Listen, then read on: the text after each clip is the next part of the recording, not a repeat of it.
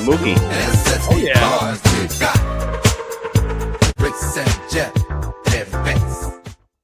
All right. We'll cut it there. I think that's fine. I'll get the gist. What's up, guys? We've got a lot of cards to get to on this SSP Thursday, so we don't want to listen to music too long. But hope everybody's doing well. Welcome in. Thanks for joining us. There's a lot of super short prints posted today, Chris. There were some really cool cards. I feel like I'm catching the end of a joke in the comments there, but something about John owes back child support. I'm not sure. Oh, my goodness. It is what it is. But yeah, thanks guys for joining us. We saw there are some amazing cards out there today, and more are coming in. I think I just got like a couple notifications just during our theme song, which we were jamming out to for a little bit right there. Oh, I like this hashtag 4K by opening day. Think we can get to 4,000 subscribers? If you haven't yet subscribed, please subscribe and like us. Maybe we'll reach a few more other hobby degenerates who like to hear about cards. Yeah, either that, Jeff, or I got to stay up one night just doing nothing but burner accounts, over and over and over again. Yeah, there's some channels that buy followers. You know that, Chris? Well, we're going to give away a really nice image variation tonight to our trivia winner. That's kind of like buying followers, but at least we're giving them something cool. Somebody's in the gym. Look at that. Yeah, look at Rafi Devers doing some bend over rows right there. Look at those forearms. He is a strong man, ready for a big season. Yep. I won't make you say it. I don't want you to have to toot your own horn, but M. Parsons was pointing out. If you guys did not see, I appreciate that. M. Parsons is my own personal hype crew. Thank you to those of you who reached out for telling me that you watched NCIS Origins on Monday. I got to be on there with many good actors, the best of which Mufasa is the acting dog on our show who got to investigate my office. So thanks everybody for watching NCIS Origins. If you haven't seen it, stream it on Paramount Plus. Yeah, I felt a little bit bad. I had to admit that Jeff was slightly upstaged by the dog because like all my attention just goes to the dog. But Jeff actually has like a full scene. He's yelling at the stars of the show for getting into his office. And there's a cool thing about your character. We shouldn't talk about this too much because not baseball card related. And the fact that you didn't hide a baseball card in your office for that scene was a real bummer. I was like scouring the edges of the frame, trying to see a slab or a Keston Hero card somewhere. I thought about it, but did you notice there is a red stapler on there on my desk? It's a red swing line stapler, a little homage to a favorite movie of mine called Office Space. Oh, all right. Yeah, I wasn't even thinking in that genre. Tops Now card. There we go. But yes, thanks everybody for watching. It's a fun show. Check it out. What are we starting with, Chris? What are we going to start with today? Let's take a brief moment and just mention our cool pickup that we're excited about that I think you showed briefly. Yeah. Yeah. Special shout out to a Bucks Trading Company or Bucks Trading Cards on Instagram for, being willing to sell this very strange Chevrolet advertisement disguised as a Mookie Betts baseball card. Just kind of as I said in the post, it's an interesting image. It's rare that you see Mookie so serious unless he's wearing a hat, unless he's wearing a winter hat. But yeah, usually you see a smile on his face. Yeah, it's also a pretty way back there because you can see Mookie Betts had some hair back in at the 2016 All-Star game. Yeah, it's been 8 years at that point. Oh, this is some interesting. These are some rare SSPs in 2016 Topps update. Yeah, in fact, by the way, there's Los Bravos here has an interesting NCIS factoid that I was unaware of. You can tell me if that's true or not. I'll give it to McGee Air a few years ago on NCIS. I did hear that they are doing a baseball card. I think that might have been last season even. I didn't see that episode, but yeah. I don't know how accurate it is. It's probably, Chris, if we'd watch it, it's probably like when those doctors watch the hospital shows and they're like, that's not what it's like. You'd be watching them handle the card. Or when the helicopter instructor on The Simpsons was talking about watching Elvis Presley movies and how he just didn't learn how to fly the helicopter correctly. That's a pretty deep dive there. So let's start with, someone who shared something right out of our Something very similar to what we shared today. The Machado version of that, Betts. Yeah, SFO Sox fan is his theories that the Ford Motor Company bought and destroyed these. We saw the Locaine today. Yeah, there was Lorenzo Cain out there. Yes. Oh, that one's coming up next. Don't worry. This Machado was. I felt really stupid today because I saw it this morning and then it disappeared off my feed. I hate that Instagram does this, and I couldn't find it. I checked our SSP Thursday hashtag. It wasn't showing up. I even checked like hashtag Manny Machado. It didn't show up. But what I didn't do is check the account most likely to have the damn card, which is Machado Collector. I didn't suggest that either. I can't believe it. Yeah, I don't know. Yeah, I knew Jorge's cards was going to like this one. This is great. So this one's graded by BGS. There are currently none graded by PSA, and I believe this is the only copy of this card graded anywhere. And to answer Alvin's question, they never sell. They never sell. Yeah, a Mookie Betts sold during one of our shows last year. During one of our lives, because toward the end of it, people started commenting on it. Like, did you guys see this? Did you guys see this? And we did not. And it was up for, I want to say Eric told us it was up for like less than 10 minutes. Like he saw it and it was gone very, very fast. So that's probably the last one. This, I think exact card was up for bids 2 years ago, went for like $650 or something like that. Jorge, you're going to have to back up a truck of money to Machado Collector, I'd imagine, to pull that away. Yeah. In his post here, he says he wouldn't sell this card for $2,000. So Jorge, you got to just get your eBay save searches ready and pretty much just sit there hitting refresh all day and all night. Didn't a Trout sell for like $3,000 by it now a few months ago? A PSA 10 did, yes. Yeah, sometime last year. Boy, time is flying, despite it sort of feeling like it's not moving at all. Yeah, that was sometime maybe late summer, early fall. Yeah.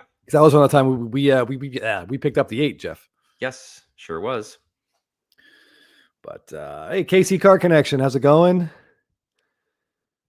Jorge is right. I mean, we have 2 kidneys for a reason. One of them is to get a rare baseball card. The other one's functional. Jonathan's asking, did it in IG stories, so don't think anyone saw it. It was a Vlad SSP. Well, did you tag Chris or I? Because if you did, it would have shown up. I don't remember a Vlad SSP. Yeah, I don't think I saw that either. So, I mean, if you want to just, you can put it in your story or you can tag us. I go through and check the hashtag, but Instagram doesn't list the hashtags by recent. By time, no. So it's a mess. It's hard. It's an absolute mess. So I sift through it a little bit to see if anything stands out that I hadn't seen before, but it's really hard to navigate. Thanks, Instagram. Okay. Another Chevy. Yep. Another Chevy. This one comes from we may as well just call him the king of the SSPs. Homer Dome cards. Every month, Jeff, he'll post something I've never seen before, and he did it again this week. Yep, never saw this one. So what's going on in these is it's an all-star game, and they're doing some sort of parade. I don't know if they're going to the ballpark or what, but everybody's in the bed of a truck, right? So half of them are like this idea, and then the other half are in their all-star game jerseys. Yeah, it looks like the other half is like around the maybe around the home run derby time. Like they're all kind of chilling out on the field. Like I think the Harper is Harper and Machado, which is really cool. I want to say, I get the accounts confused. That one is on Instagram. You can definitely find that one. Okay, let me see here. Spider Anaheim asks, does a numbered out of 25 count as an SSP if it's a rare color? I know on a day like today, we're very lenient. We don't try to be too big of sticklers. It's not technically an SSP, but it's if it's cool, if it's like an orange, maybe it's like an orange speckle image variation or something like that. We'll probably share it anyway. It is a short print, meaning that it's not printed as much as the regular card. But typically, if you watch our SSP video, typically SSP refers to an image variation, so a base card or a specific card number that also has another identical card number with a different image on it. Exactly. Yeah. But it's fun to see all these other ones. We saw some pretty cool autos as well. Yeah, we had a lively debate about Bowman Heritage, which is a set I don't know anything about, Jeff. So it was kind of cool to learn a little bit about a product while we're at it today. Yeah, Bowman Heritage. Know nothing about it. Absolutely nothing. I like Jorge's cards talking about Homer Dome, but yeah, his weekly posts, it's always like, hey, there's something I've never seen. Rage, how's it going, buddy? Good to see you. You are definitely not late. We started a little bit late. We're just getting into this. This is one. Coda Collectibles was talking about the update Corey Seager, and I think he's like the biggest rookie that has an update SSP, Jeff. And there was a copy of his was on eBay for like some absurd price, like $7,000 or something. I don't know if it's still there, but it's a great image. It's a good action shot, actually.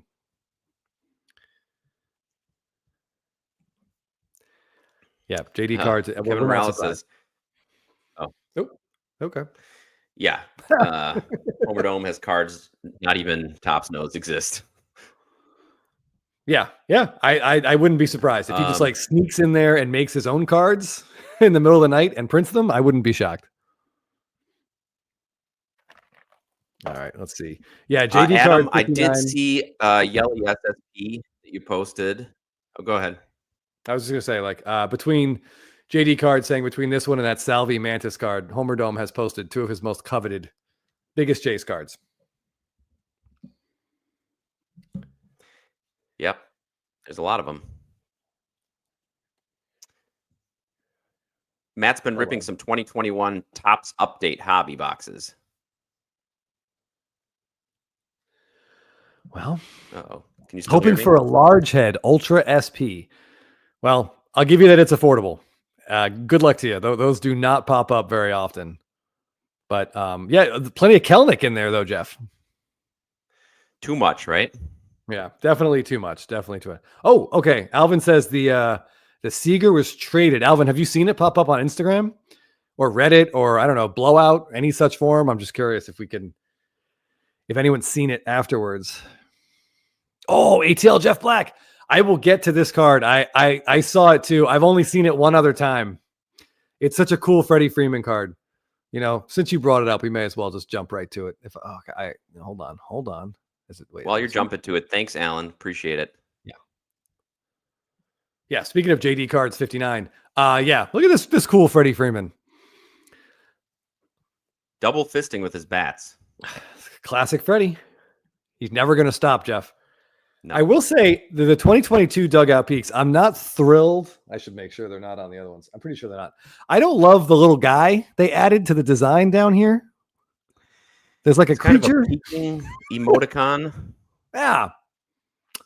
I don't think they use that any other year. It's kind of a weird little design feature. But yeah, this is just anytime you see a Freeman image you've never seen anywhere else, it's kind of exciting.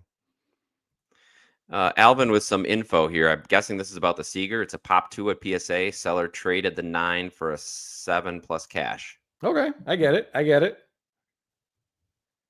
Yeah, I don't hate that. It's so rare. I don't think the grade is that important. ATL Jeff Black says the eyes are on the other years or no? I honestly don't know. I know they're not on 2019 because I got this guy here. My post for today, and I know they're not there. Maybe they're on 2020 and up. I don't think I have any from 2020. It's Cardboard Showcase that has the Harper. Yeah, I mean, it's the only one graded as well. It's Harper and Arenado. My bad. I get my third baseman confused, Jeff. Yes, third baseman. Yep. Yeah, I would love to see someone come up with that complete set as well. But I don't know. I just don't know if that's even possible.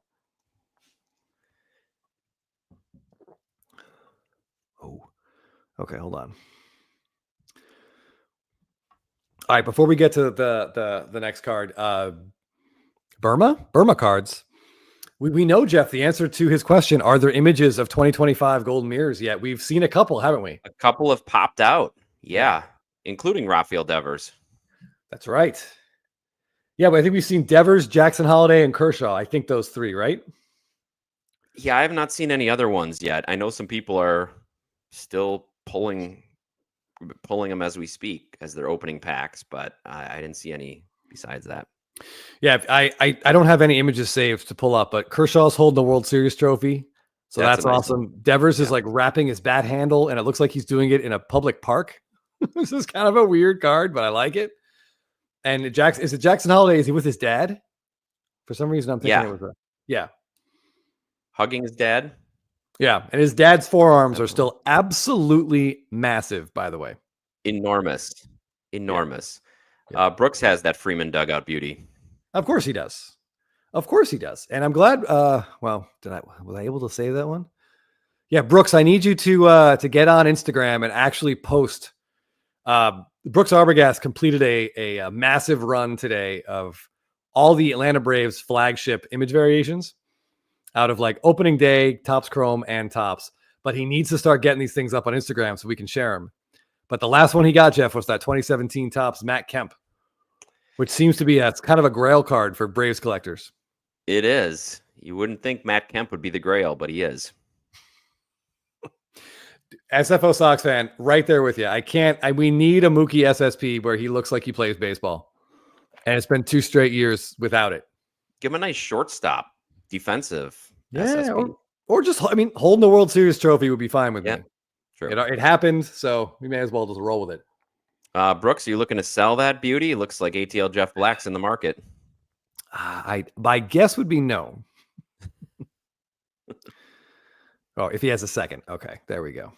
All right, next up, we're going to go to an account called Baseball Card Fiend. And Jeff, if you want to introduce this card, I'm going to throw the trivia link into the chat. Good idea. All right. Well, we see this is a Mike Trout. This is I believe it's his first SSP, Chris. Is that right? Second. Oh, yeah, that's right. He's got another one. A 2013. This is 2014. But these are part of those really rare 2012 through 2014 Topps Chrome SSP runs. I believe there was it 20, 25, 25 for the years 20? Yes, that's exactly right. Yep. So they picked some questionable players, but they also picked some good ones. So this is a great image of Trout. I don't know if we ever figured out who that teammate is, giving him high 10. Yeah, I think like on his 2012 card or something. Yeah, I think we were kind of weird. Like maybe the guess was Trumbo because it just looks like a big white dude. Yeah, but Trumbo seems to be the default for all of these. Yeah, double ones. I think so. Yeah, Ryan, you're right. Nice Jackie opening day, Jackie Robinson Day SSP. Yeah. Keep that in mind for later. John, I would love this. I believe there one card of him bowling, Chris? Is it a Stadium Club card? I thought there might have been an image. Maybe it's golfing. There's one of Trout playing golf. There's one of Mookie in a golf cart. I don't think we've gotten a bowling card yet. I don't think we have. But that he's really well known for that. He's multiple perfect games bowling. Oh yeah. Ben says he still needs that Trout. The only one he's missing. Ooh. I haven't seen one for sale in a while, Ben. Not since that last PSA 10 went to Cardboard Showcase. I want to say sometime last year. Yeah, he and Freddy Freeman won the Dodgers ping pong tournament, that Kershaw charity ping pong tournament. Yeah, I was hoping we get a picture of that on a card too, but not yet. Not yet. Why do fun stuff like that, Jeff? And we can just have Mookie Betts, smiling at a press conference. That really tells you something about him. Ha! Royal Benjamin, no. Don't give them any ideas. No. Please don't give them any ideas. Yeah, I don't know about this, Ben. I think you might be right. It seems like 2012 and 2014 are the rarest ones. I don't know. They come up in waves, and then you don't see them for a long time. Oh, yeah. Yeah, maybe it's because the 2014, the 13 checklist is the best one in terms of how many star players are on it. So maybe that's why those cards surface more.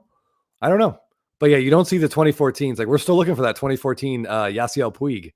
I've never seen it out in the wild. Yeah, if anybody has any of these, we'll make our occasional public service announcement. If anybody has any 2012 through 2014, look at that beauty. Topps Chrome SSPs, hit Chris and I up. We're trying to complete those sets, and we still have a ways to go on 2012 and 2014. Yeah, ATL Jeff Black says Mookie has said on his podcast his average in bowling is 230. I mean, that's incredible. That's professional bowling level skill right there. Talented guy. Yeah. We went bowling before a Braves game last year. We went bowling at there's a bar restaurant around the stadium that has a bowling alley.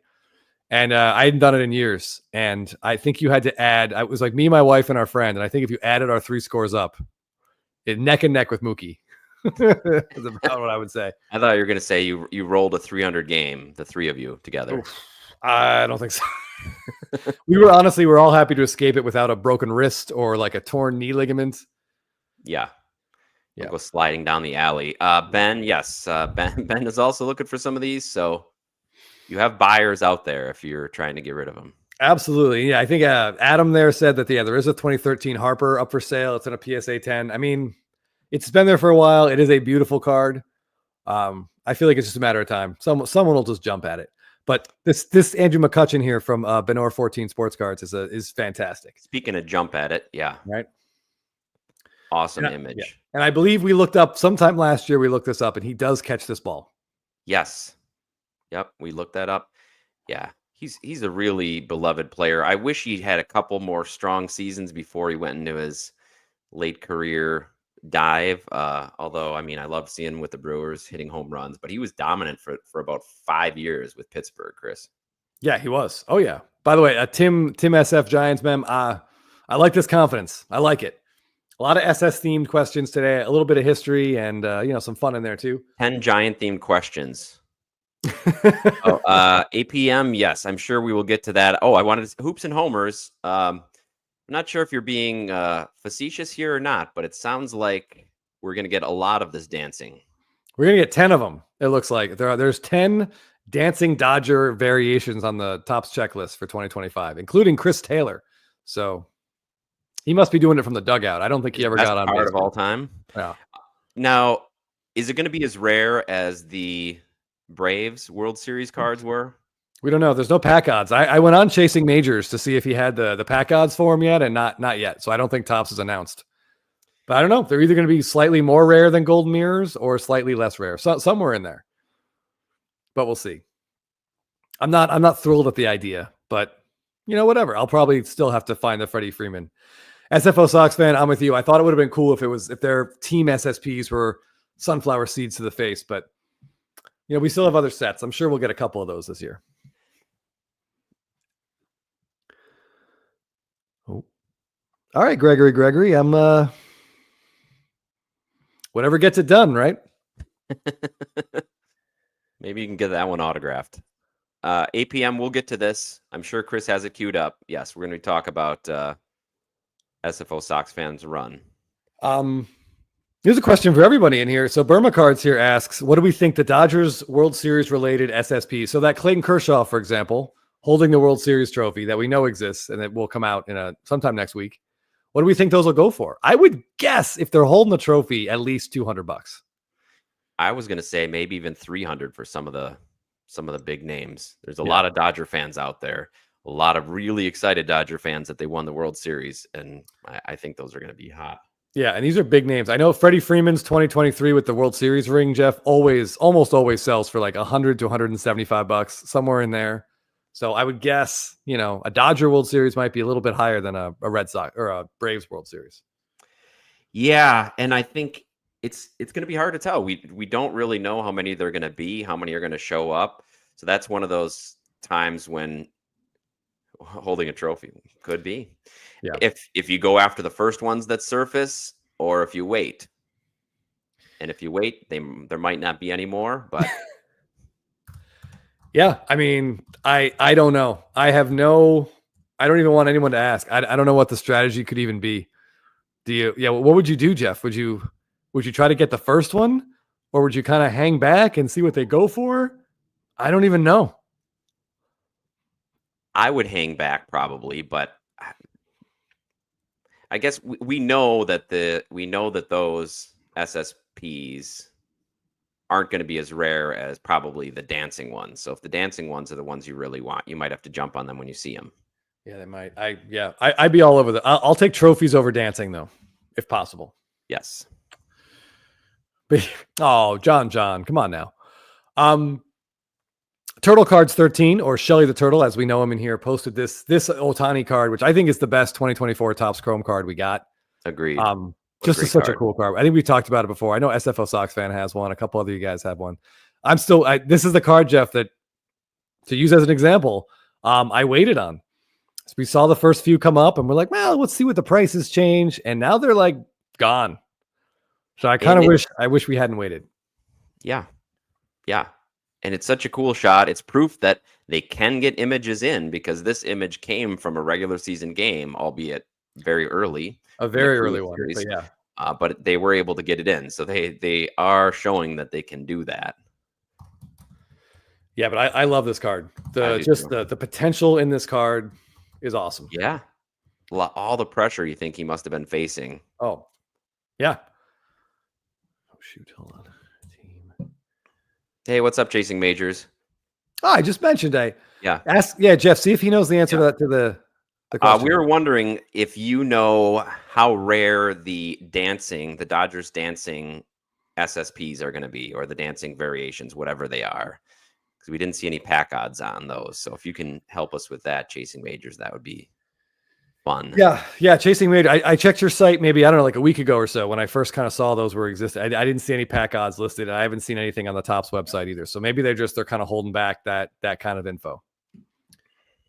But all right, Jeff, there's someone in here looking to buy a Jared Kelenic card. Why don't you talk him off that ledge? Okay. Oh boy. A 2022 Walk This Way for sale. Chris, I was going through a pile of cards today. It was just kind of some random, actually mostly Braves cards, random Braves cards. Go on. And there was a Kelenic Bowman Chrome first auto just sitting in there. Wow. That means I have way too many Jared Kelenics. I think by definition, Jeff, that's too many Jared Kelenic cards. Yeah. Man, just to stumble into finding a Jared Kelenic. I mean, yeah. Like I've said before, in an alternate universe, Acuna's got 4 MVPs, and another alternate universe, Jared Kelenic was 30-30 last year and led the Mariners into the playoffs with Julio Rodriguez. But oh man, my card values just went up. Both of our card values just went up. Yeah, Shelly the Turtle. Yes, Otani holding the World Series trophy. I feel like it's got to be in there. But I've said that exact phrase before, Jeff, and it's got to be. It's got to be. And where's the card? Yep. Yeah, I try not to say it's got to be in there outside of baseball cards. Here's a little tease. So not only is Tim SF Giants fan going to dominate trivia tonight, he also pulled a Scotty B and acquired a Grail. That sounds all right. And the response from SFO Sox fan, if you pulled a Scotty B, I'll say it's not an Otani. Oh, bump. Oh man, I hope it's not a certain Royals slugger. Billy Butler. All right, there we go. It does lead to that, curator of cardboard. It does always lead to that. And I hope we're not going to be asking that same question. We know the specific card Chris is looking for this year. We'll see how long it takes that to come out. Yeah, we shall see. I put the trivia link in there again. Shelly or M. Parsons, if you guys want to just share it periodically, that would be great. We do have a good prize tonight, variation themed. It's not this Otani, though, so don't get too excited. A Plumberman says it was a Wolfman Halloween Castle. That sounds like a Scotty B Grail. So if that's what you picked up, Tim SF Giants, very good. I'm actually kind of excited, Jeff, to show everyone what my random holiday themed, I don't even like saying but I have to, the collection of random holiday themed items that is in my house that was attributed to me that I never once purchased an item for. I'm excited to show you guys, but we have to get to that holiday. So it's a ways away. Okay. So it's not a Valentine's Day collection. It is not a Valentine's Day collection. No. Yes, this is a great idea, J Marble. Need to create a wanted card poster. Everybody on their IG should have a wanted card poster pinned to their account, and then you could just see what people are looking for. That's a great idea. Yeah, J Marble, that's a fantastic idea. I like that a lot. Yeah. So next up, I'm sticking with 2024 Topps Chrome here, Jeff. And our buddy up north, Canadians of the Hobby, is obsessed with Junior Caminero. And I think it might pay off for him in this upcoming season. But this is one of Caminero's best rookie cards, I think. This is his Topps Chrome SSP. And you don't see a lot of these. Great shot. No, You don't see them. And his market is going pretty crazy. So kudos to our friend from the north for getting in on him early. All right. Curator of Cardboard says I already showed these, but there's no way you guys would remember. It's not Simpsons related. And they're like literally tucked away in a box. So there's no way I showed these. Although It wouldn't be the first time I completely forgot. Oh boy, forgot doing something, right, Jeff? Oh yeah. Obsessed. Yep.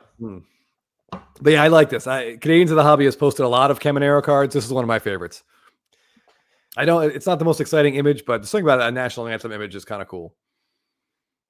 Yeah, and he's really young and talented. By now, most of you have probably seen the clip of him absolutely pimping that home run in Winter League. So he's definitely got he's walking the walk in Winter League. So let's see if he keeps it up. Yeah, I believe that is the slowest home run trot on baseball record at a minute. I think it was a minute around the bases. He stopped at each base. I think he high-fived every teammate at first. Took 4 pictures and hugged his third base coach. It was pretty entertaining. Oh boy, M. Parsons throwing in forgetting to take the keys out of the door. Hey, we've all been there. Yeah. So last night I took our dog for a late night walk because she's old and she has issues making it through the night. So I took her out around 1:32 in the morning, and I came back and I was very tired. And apparently I left my house keys right in the front door until my wife got up around 8 to take her out again, and she found them. And right inside the front door was, of course, my wallet just sitting right there. So not my proudest moment, and not something I hope my home insurance company is going to find out about.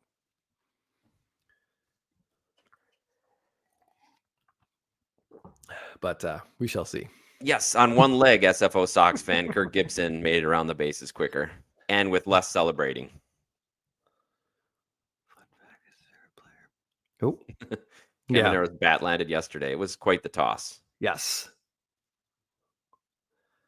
Oh, so you and Junior have something in common, Jorge. Well, there you go. I saw someone in here was asking a good question, Jeff, and I think we should ask people to bet on this, and we'll see who caves in first. Wait, it's not. Sorry, one before. Kevin Morales says, speaking of booze flowing through me, what's the over-under on I break the seal tonight? I think the question is who breaks it first. And when. And when. It's going to happen. It's definitely going to happen. Yeah. Yeah. Last week I felt bad at the times Jeff was messaging me and I never saw. You were like, Well, and Chris, I still have this cold that I can't really shake. So I've been drinking tea all day. And then I get here, and of course, on top of the tea, you add a little. It's Miller time, Jeff. Yeah. Legend says, I am Junior Chem. Maybe. Well, thanks for watching. Wow. We appreciate that.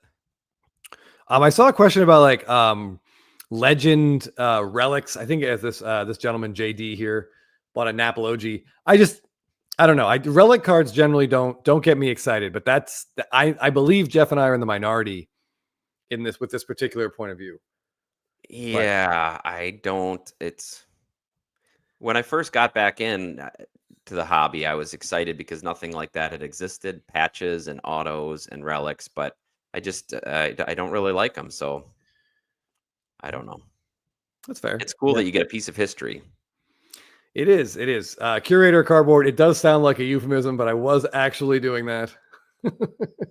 And it's a euphemism for chasing late night eBay endings. Yeah, probably. That's also a euphemism. All right, 2 euphemisms in one sentence. Chasing majors. Thank you. Do not share the odds on dancing Dodgers. So I kind of hope they're as rare as those Braves. I hope so too. That'd be a nice chase. I want to see some adults on Instagram and on Reddit and on Blowout saying, looking to buy Chris Taylor. It would be the first time that's ever happened. Someone is definitely dancing. Chris Taylor, like Chris said, probably dancing in the dugout.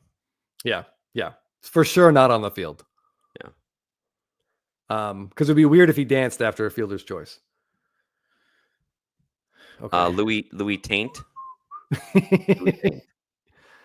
Louis Taint. Oh, I believe it's Nap Lajoie. Is it? Lajoie? I always said Lajoie. It's probably French. Maybe Napoleon Lajoie. But somebody else can correct us. It's Naplogy is how I always pronounced it. Naplogy? So that would lead me to think that is completely wrong. Actually, the battery says you're correct, Chris. Wow. I think we should just call it, Jeff. I'm pronouncing a random name right. We probably should just run away. All right. I know he's in here, so I want to talk about this card very briefly. This is a Short Print a Day posted this cool Freddy Freeman opening day SSP. And in his description, he said he bought it. I was right next to him, and I was when he bought it, and I gave him permission because I'm going to briefly talk about another PSA horror story. But Ben or 14, who was also in here a minute ago, sold me his raw copy of this, and it was like the cleanest Topps flagship card you could ever want. It didn't even have one of my greasy fingerprints on it by the time Jeff looked at it. And PSA decided it was a 9. I got pissed, tried to crack it out, and dinged the corner getting it out of there. So while that was all going on, this raw one came up, and Jake was like, "Hey, do you mind if I buy this Freeman?" I'm like, "Yeah, I already have a 10 coming in." And, the best laid plans of mice and men and something. Yeah, look at him. He's kind of giving a look over his shoulder, a come hither look, Chris. This would go with that Jordan or your mom's favorite Michael Harris card, probably. Oh man, I don't know. This is I almost feel it does have a little come hither feel to it, but I also think he's just mocking me. Huh. But either way, it's probably just a reflection of how I feel. But yeah, maybe I should get my mom this to go with the Michael Harris card. All right, curator. Sorry, Chris. My pronunciation was apparently the correct one. Chris, you don't have any Cajun or French in you. No. Sorry to say. No, I sure don't. Not even the food. Ben can't believe you dinged his old card. Yeah, it's a sad story, Ben. I'm pretty upset about it. But it looks really nice in a one touch, We'd have a pretty nice collection of cards that we've managed to ding. It's the less said about them, the better. But there is and Jake had a really nice one too that he could probably throw in that collection. Oh my God, yeah, that's right. Tried to manhandle with a chainsaw or something. I think he tried to chew it out of an SGC slab or something. All right, so we mentioned before a couple guys named Brooks that were collecting Braves cards. Well, here's Brooksy 76904, which is starting to sound like is it Talking Heads, Jeff? Anyway, starting to sound like an 80s song, but like 8675309. Yeah, that's how I was hearing it in my head. I believe that's Tommy Two-Tone. Okay, I'm gonna trust you on that. When it comes to 80s music, I defer to your judgment. This is a cool looking card. Yeah, this is Ozzie Albies. Speaking of the Dancing Dodgers and those Braves cards, here's his 2022. Oh, Jay Marble, real fast on the keys. This is Albies Ultra SP at a 2022. We get a cameo from Swanson and a cameo from World Series MVP Jorge Soler. So is this right after the game, Chris? I'm not sure. I would guess it's either after the game or it's during the the World Series. Yeah, it's got to be after the game because they're wearing the t-shirts. Yeah. So they got thrown t-shirts and hats. Yep. Toques. So this card is phenomenal, and I don't have one of these yet, Jeff. It's been on my list for a long time. Had Freeman been on this card, I absolutely would already have one. Yeah, ATL Jeff Black definitely during the. Isn't M. Parsons a fan of Dansby? I don't think she is anymore. By the way, what are the odds what do we think Ozzie Albies is pointing at here?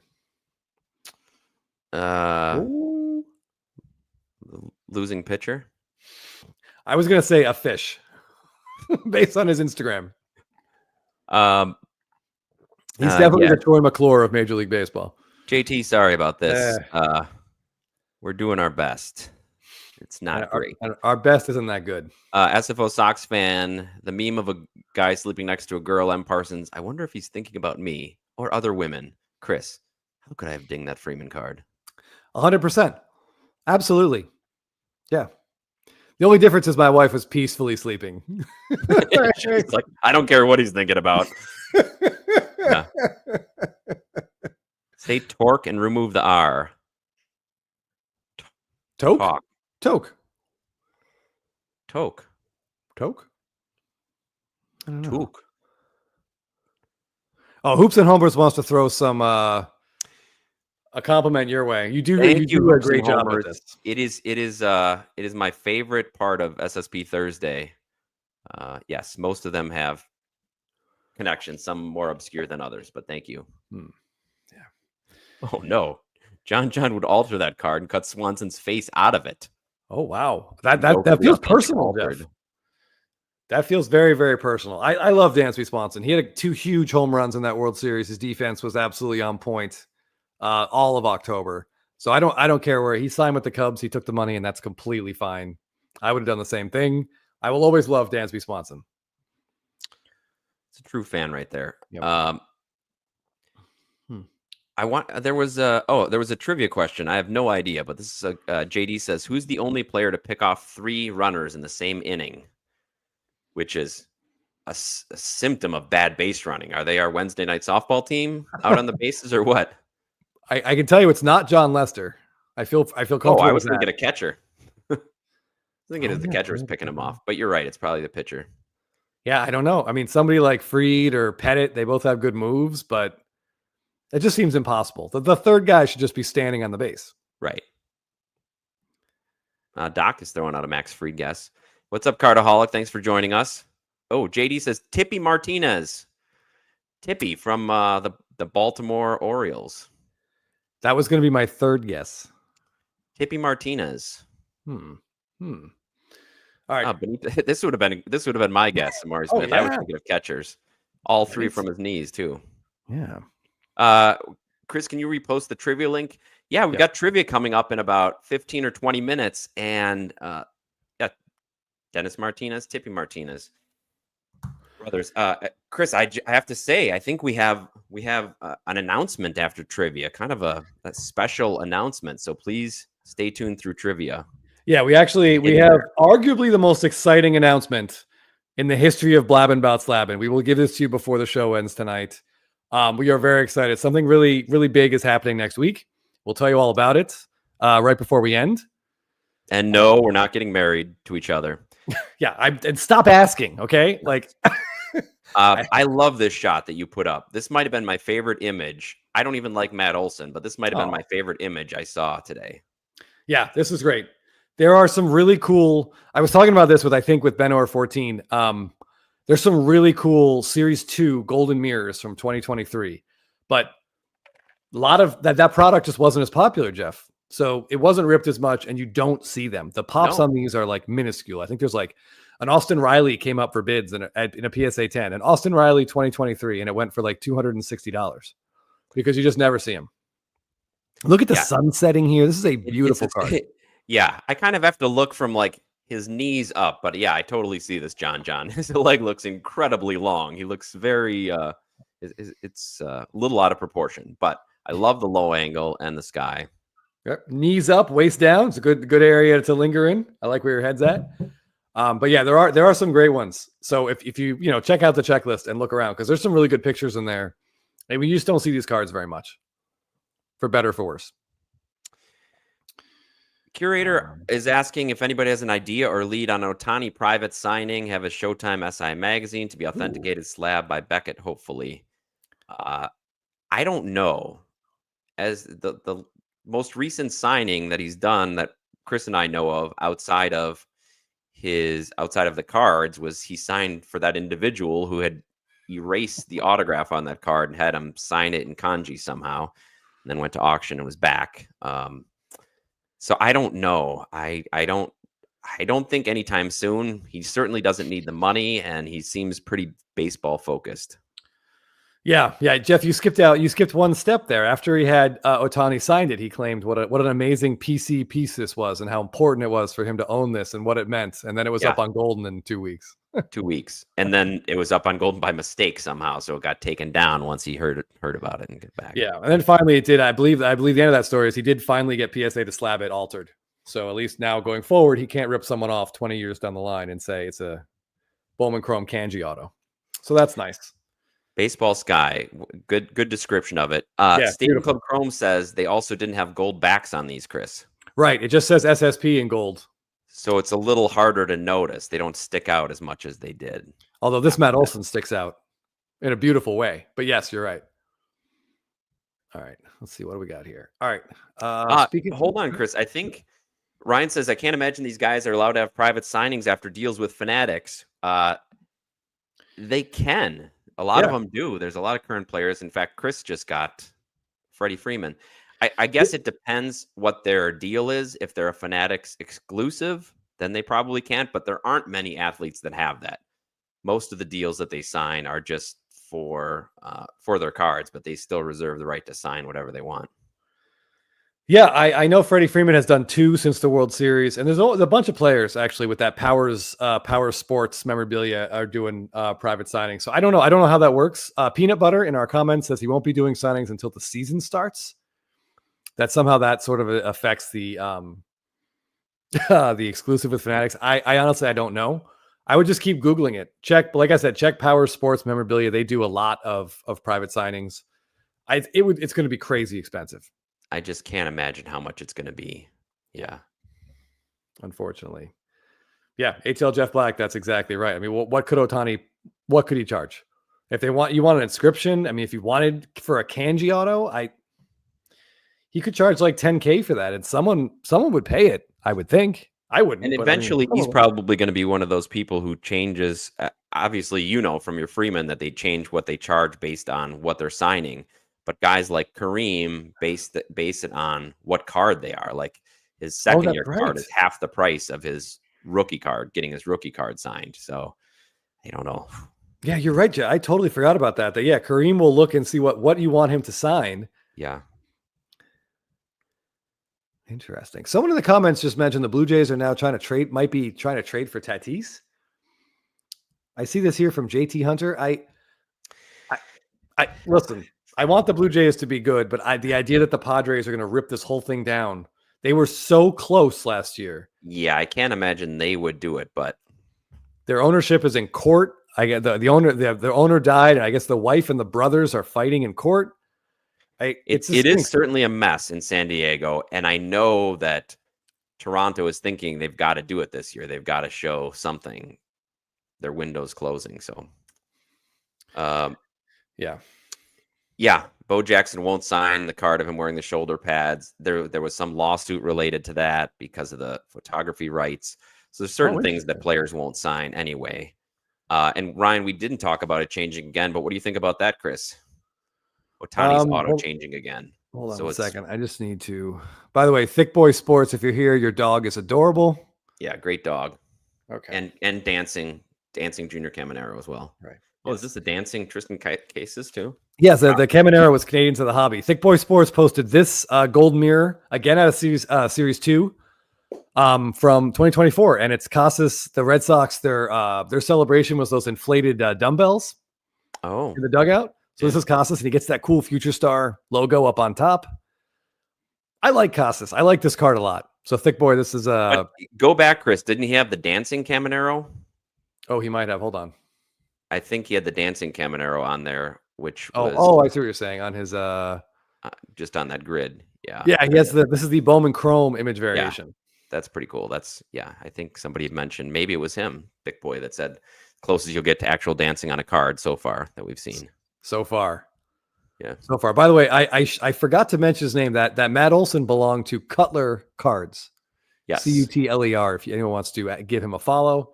Great image. Yeah. But I like this Tristan Casas, and I feel like last year he was really hyped. And then he broke his rib or had that rib cartilage, and he's kind of under the radar a little bit right now. Yeah, one of those post-hype sleepers, both for fantasy and for baseball cards, right? Yeah, definitely for fantasy. Definitely for fantasy. I always wonder if the Red Sox are going to trade him and move Devers over. If he ends up somewhere in like Seattle, it could be bad. Eventually, probably. SFO Sox fan, yeah, Thick Boy's a good dude. Docs Cards has a question here. This is right up our alley for nostalgia purposes. Which logo is more iconic, the rated rookie or future stars? Ooh. So I've got an idea, but what do you think, Chris? Oh man. I guess we have to just see what cards get tied into them more. I mean, the rated rookie has the Canseco card and the Griffey. So, I mean, those are like two of the biggest cards of the 1980s. The future star, I mean, what we got? Bo Jackson, Greg Jeffries. And then it went away for a while, too. So I'm going to go with rated rookie because I just feel like everyone thinks about that Canseco card. I'm going with rated rookie, too, because it's been the same. It's consistent. Future stars, they've changed the logo a little bit. Sometimes it's on top of the card. Sometimes it's behind. Sometimes it's in a cursive writing. So I'm going to go with the rated rookie because that's really stuck around. And I would love to see Topps get that back. Yeah, that would be a really cool, just random thing to pick up and start throwing in some sets. I forgot Fred McGriff has that as well. Oh, yeah. The Gold Cup. I mean, yeah, there's some really cool card. The Gold Cup is the one that's clearly the oldest, right? It goes back to like what, 60, 61? The chat is unanimous with the rated rookie. Okay, I see that. I've seen a lot of that. Yeah, I just think that's been so steady that it's never changed the shape. Yeah, I love the Future Star as well. Yeah. And I just think people will. That Canseco card. If you were alive in the 80s, you know what that Jose Canseco card was. Yep. All right. Next up, this is one of my favorite cards I saw today. And it's one that I've had an eBay save search for, Jeff, for 4 years and have yet to see it or have a chance to buy it. It comes from Cards and Dreams on Instagram. Let me pull this up. So this is Roy Halladay's 2019 Stadium Club SSP. And were some people saying this was after his no-hitter? I think this was probably after the playoff. The playoff perfect game, I think. Or playoff no-hitter? Playoff no-hitter. Yeah. Yeah. If you remember that last out, remember the ball like hits the batter's bat as Ruiz was picking it up. It's still like, I get like he had 2 outs and there's like jams the hitter and the ball's rolling and the bat was discarded and the ball hits the bat. So Ruiz has to like move again to pick it up and throw. And like, I remember watching that. I loved Halladay and I was like, I wanted that perfect game for him. When you saw the ball hit the bat, I think everyone was like, oh, but thankfully Ruiz kept it together and was able to get the. What a horrible way to ruin that. Yeah. Second worst way to ever lose a no hitter. Right. But yeah, this card is incredible. Roy Halladay was amazing. If you never got to watch him pitch, like try to find some highlights because he just chewed people up and spat them out. But he doesn't have a lot of image variations, Jeff. He's got this one. He's got that 2012 Topps Chrome that we love of him batting. Yeah. Batting. Yeah. Man, off the top of my head, that might be it. That might be it. Whoa, Matthew Maki was there for that game. Incredible. That was his first playoff start. Everyone wanted to know, what's he going to be like? Is he going to be tight? Is he going to be nervous? He was not nervous, Jeff. Yeah, it's crazy because he's one of those guys, kind of like Fred McGriff, I would say, in that he managed to be beloved by multiple cities and fan bases. Yeah, I don't think anyone hated Roy Halladay. No, except maybe possibly Stadium Club Chrome. Maybe Stadium Club Chrome made some. Hold on. Oh, that's interesting. Okay.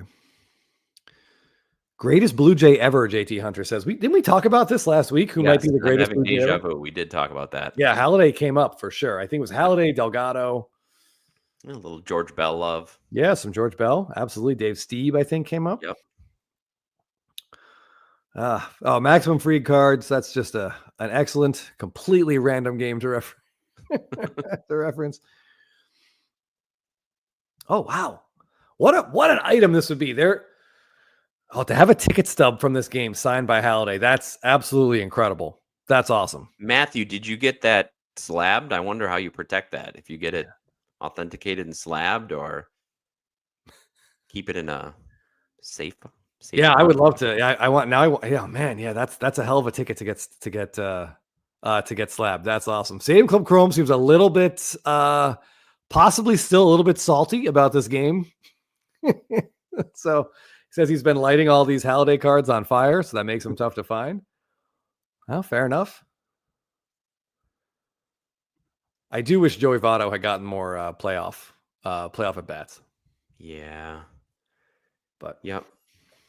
What can you do? Oh my goodness. I just like looking at this card, so I'm going to leave it up there for another minute. This is cool. ATL Jeff Black says, didn't Freeman take Halladay deep for his first home run? It feels like something I should know, but I don't know. I couldn't tell you. Nice. Very cool. What an awesome little piece of history you've got there, Matthew. Yeah, I would get that into PSA and get that thing slabbed up. Yeah, that's awesome. Yeah, I mean, I hope you're a Phillies fan, or at least, a Halladay fan.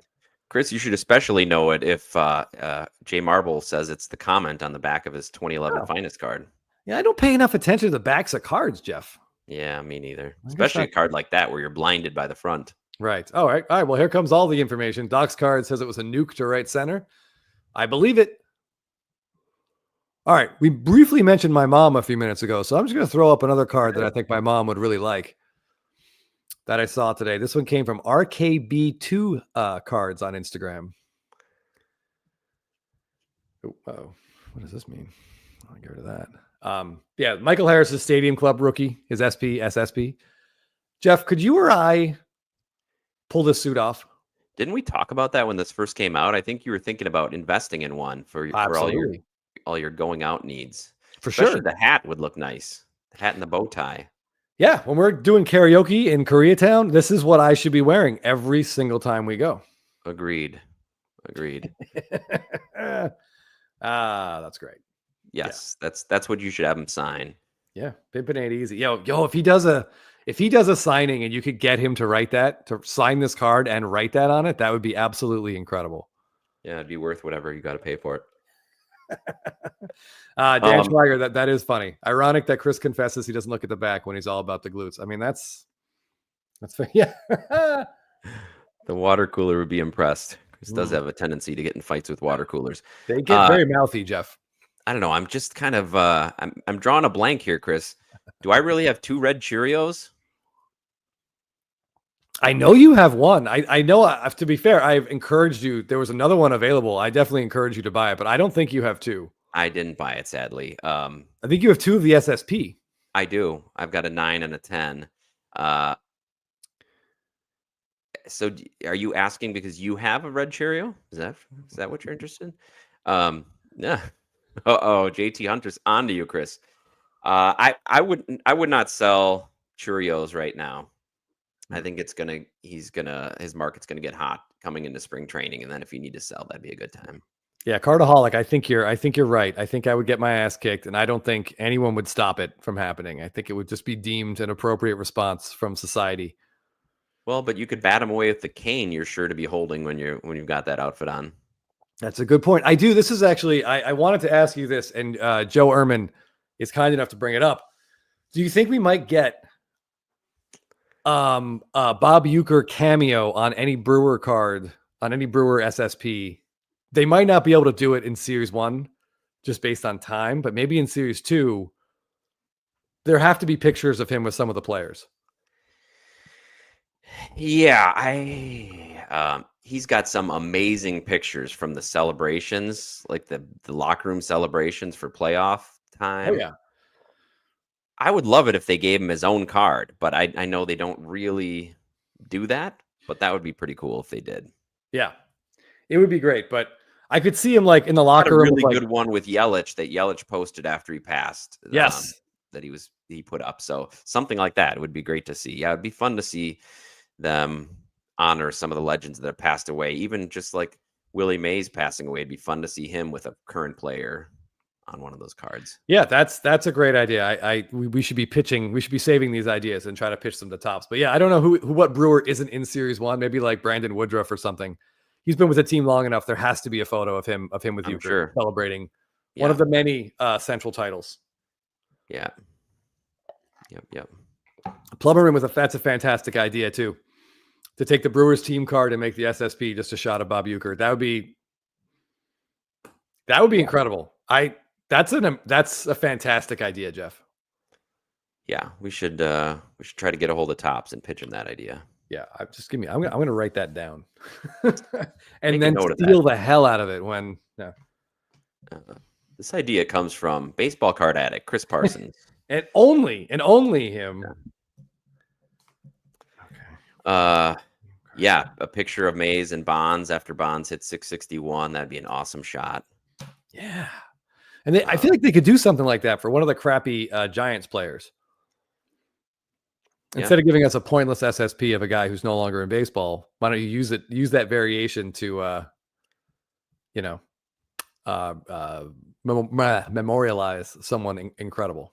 Doc's right. Bob Uecker, who is a notorious prankster, and Bob Gibson during the team photo for the Cardinals were holding hands and got yelled at. They said, "Stop doing that!" And they managed to get it in the team picture, and then they both got fined. Yes, that's incredible. Like, if everyone, I like to think that after he passed, everyone took a few minutes to watch some videos on YouTube. Like the stuff from Major League, the interviews with Johnny Carson, anything in the clubhouse after they won. Like he was just a gift to all of us. Yeah, for sure. Just so quick-witted and had a story for everything. Yeah. Oh, Baseball Card Fiend. I posted we just talked about one of your cards a little while ago. If you didn't see it, well, obviously you saw the card.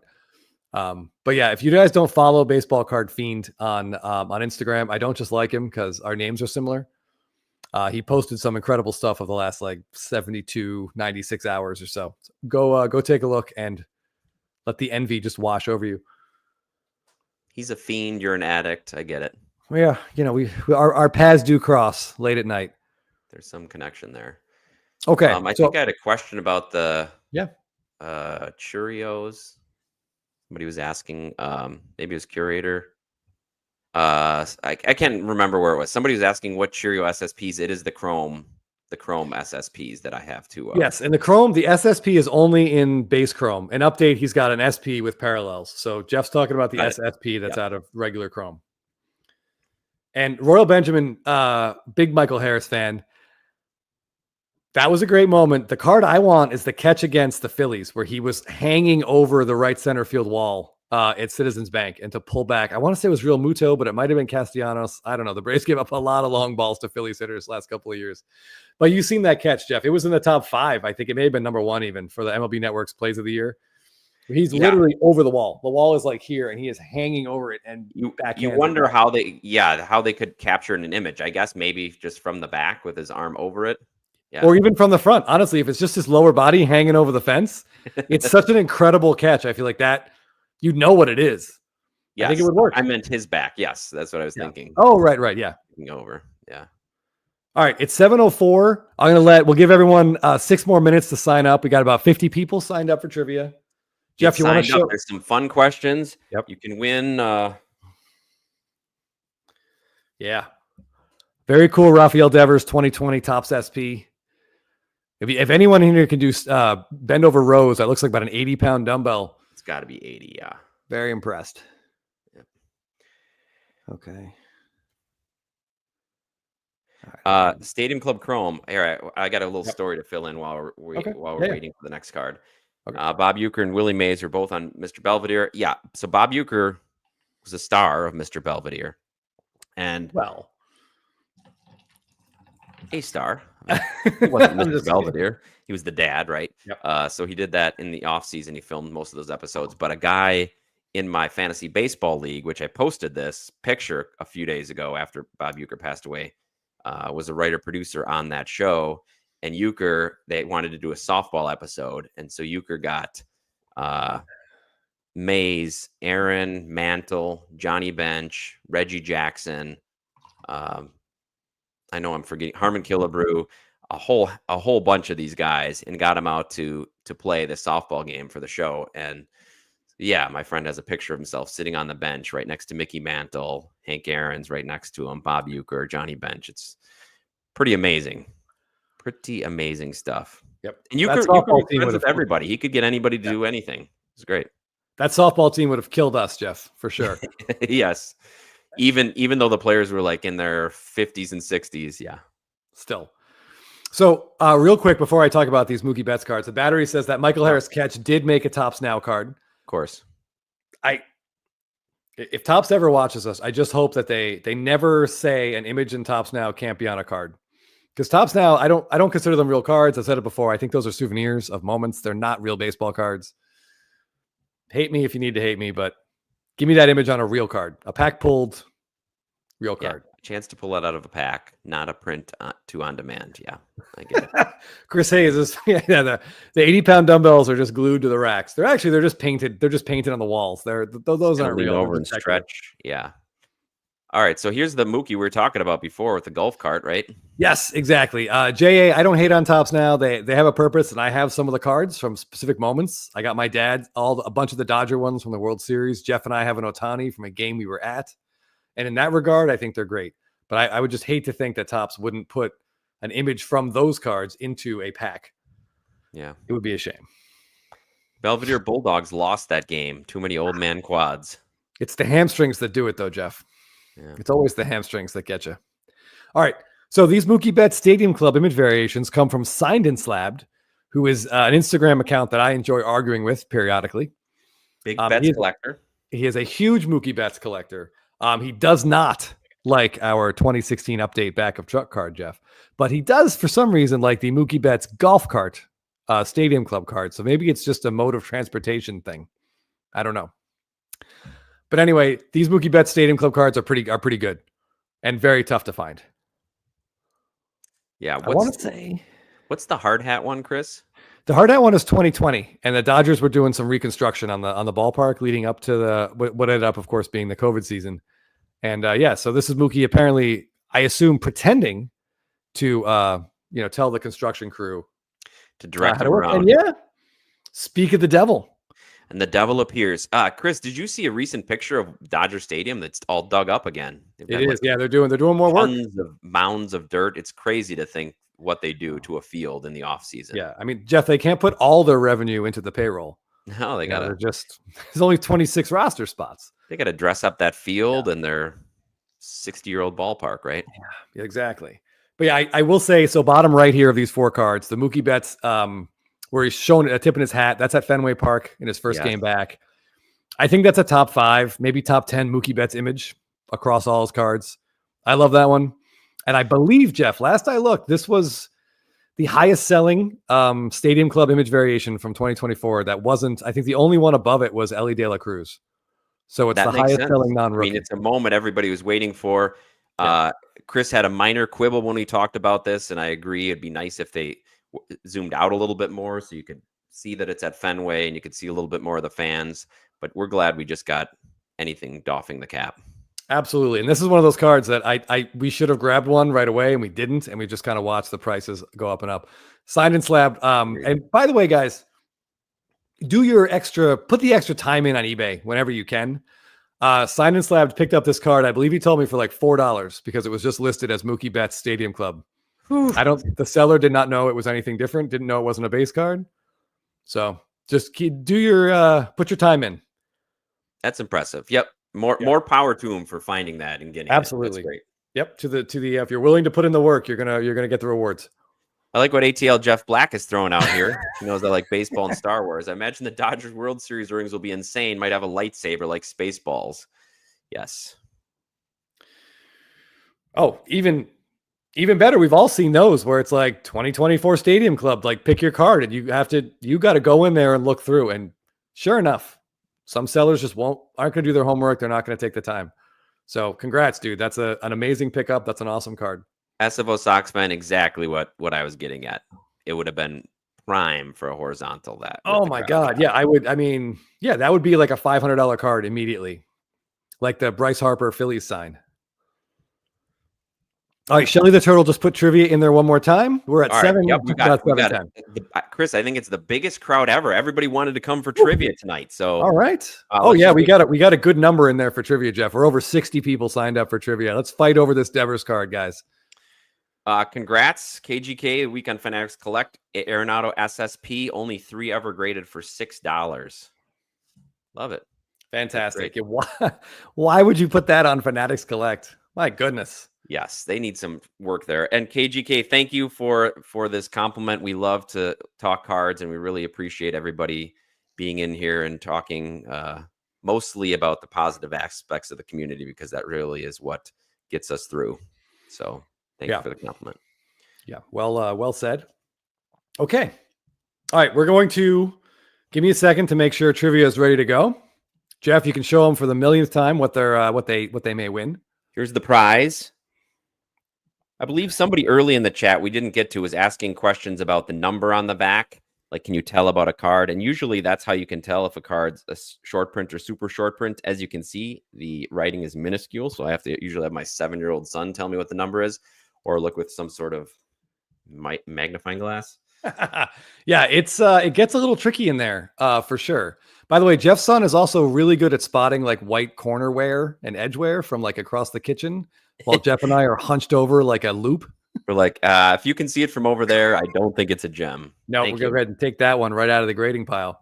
Yeah. All right, Jeff, we've hit an all-time high for trivia participants. Are you ready to go? I'm ready to go. Let's do this. Okay. So everybody remember, you don't answer on here. If you're playing the trivia, you're on your own trivia screen. You got to click that link. Shelly just put it in the comments about a minute ago. And then remember, the quicker you answer the questions, the more points you get, as long as you get it correct. Yes. And if you're watching after the fact, Jeff will, in his soothing baritone, he will read these questions for you with his radio voice. Oh, yeah. And yeah, so here we go. All right, let's do this. Good luck, everybody. Jeff, we got 70. Oh, wow. We got 80 people lined up. Shelly the Turtle. I worry, buddy. Your high score might be in jeopardy, my friend. Well, and also one final tease. My wife is going to be playing. Do not lose to her. Okay. She's going to finish top 20, according to Kevin Morales. All right. I did not give her any answers, and she has not played it yet. This is why I get paid the big bucks. That's right. She's got to earn the thumbnail, or we have to earn her thumbnail, I guess. Yeah.